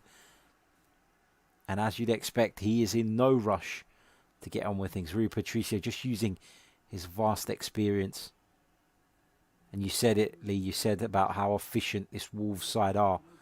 Yep. And it's those kind of things as well, isn't it? They've got, as well as some interesting youth, they've got a lot of experience in this side. Yeah, they do. There's a lot of players who play at the top level and they know exactly how to manage a game, especially from this kind of situation.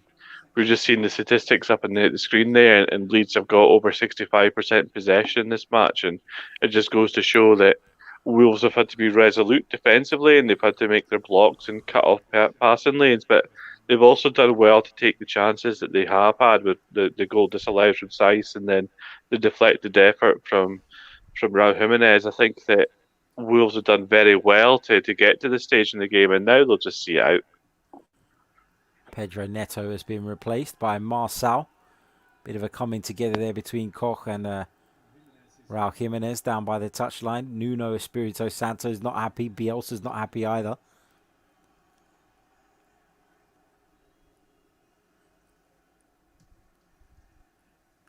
I don't know if it's because I know that he essentially bottled it in the Merseyside derby, even when sitting in front of a screen. But I look at this referee and I'm just not filled with confidence that he knows what he's doing. That's certainly one way to look at it.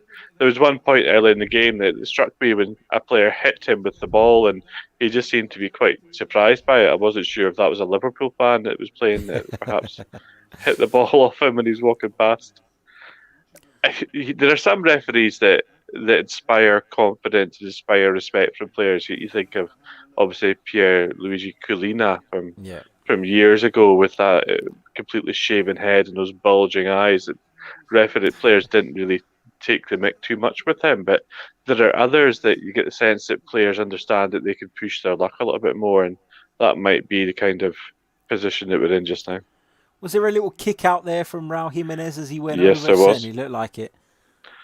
There certainly was. He's going to get away with it, though. And he's got that bit of temperament to his game. I think that's part of what makes him such a good number 9, if you like, for Wolves and for Mexico. He's got that aggression to his game. It's a poor pass from Raul Jimenez back to Nelson Semedo, and Leeds have a throw in as a result. 6 minutes of time added on here. Nearly had one of those.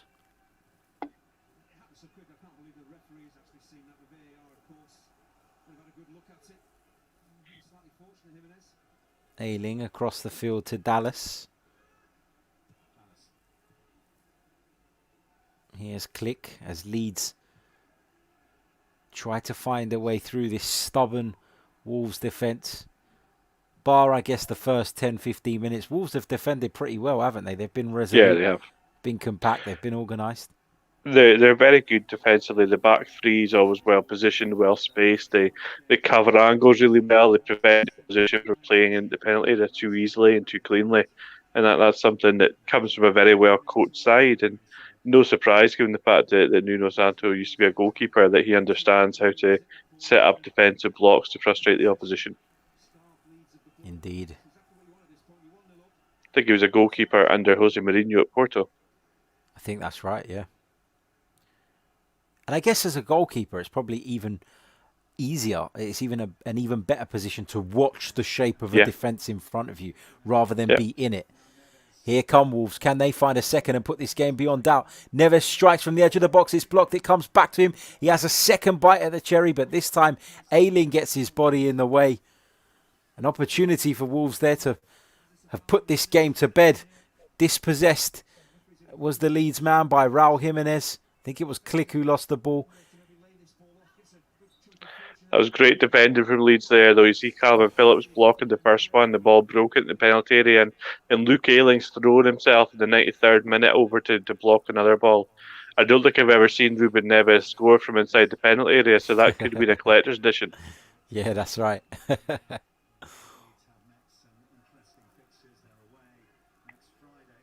Here is Rafinha.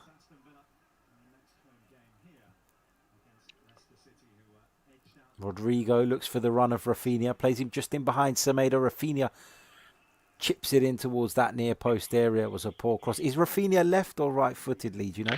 Left-footed. For Rennes, he played almost exclusively from the right-hand side. He liked to make those diagonal runs to join the striker. Obviously here playing on the left-hand side, the rule's slightly different, but he should be able to do that no problem. Should have done much better with that cross. It was a good combination again. You saw how clever he is when he got the ball. He paused in possession and waited for the pass into that little space that the diagonal came open, then he's able to play the 1-2 to get free. Who's your man of the match, Lee? The TV have given it to Max Kilman. Really? That's a bit of a stretch. Yeah, I'm just trying to think. Have I missed something? Have I forgotten something that happened and that would, make him the choice? I think it's a difficult one. The player that's impressed me the most from an overall perspective is probably Luke Ayling. I think that he's done really well defensively. He's popped up in the opposition half. He's played a lot of very intelligent passes, but again, the TV tends to give it to the most high-profile player. So I'm quite surprised that that's going to Max Kilman, because they tend to just give it to the goal scorers. That's right. Leeds have taken this free kick quickly. Here's Rafinha. This cross was blocked by Raul Jimenez, who's back again defending. He works so hard for this team, and that's something that's really underrated. I know there's a lot of talk that if it had been the COVID effect on teams' finances, he could have got a move to a bigger club than Wolves, potentially, Raul Jimenez, but he does so well for them and fits their ethos so well. He's found a home there, hasn't he, Raul Jimenez? Yeah, massively so. He did well when he was at Benfica and Atletico Madrid, but he never set the world alight. It wasn't really until he came to Wolves that he really started to show his true worth and his true potential, because he was always a very highly rated striker. Yeah. Somebody who wouldn't look out of place in Mikel Arteta's Arsenal side. Agreed. Here's a corner for Leeds. 95 minutes on the clock. Just a minute of stoppage time remaining. Can they find an equaliser? Deflected, sorry. Headed clear. Built that corner up, and that was a waste of time. Here's Calvin Phillips.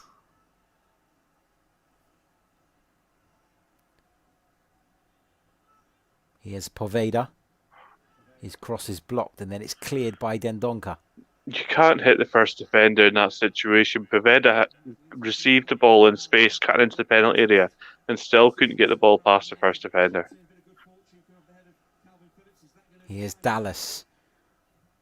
Thinks about launching it into the penalty area. Decides against it. He's got it back, Dallas. This time he will put it into the box. He's come to the right-hand side where Rafinha will pick it up. He chips it into the penalty area. Met by the head of Connor Cody.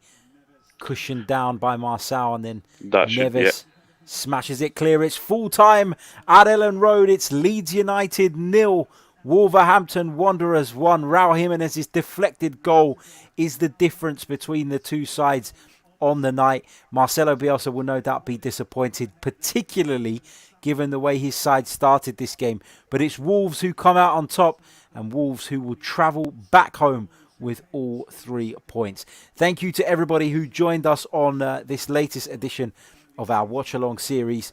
As I said, Leeds United 0, Wolverhampton Wanderers 1.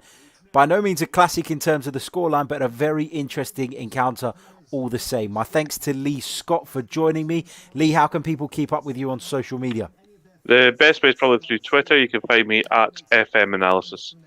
Brilliant stuff. Do check out Lee's profile, and check out totalfootballanalysis.com. Subscribe to the channel if you're new. For those of you asking when we're going to be back, if you subscribe, turn your notifications on, you will get a notification when we schedule our next match.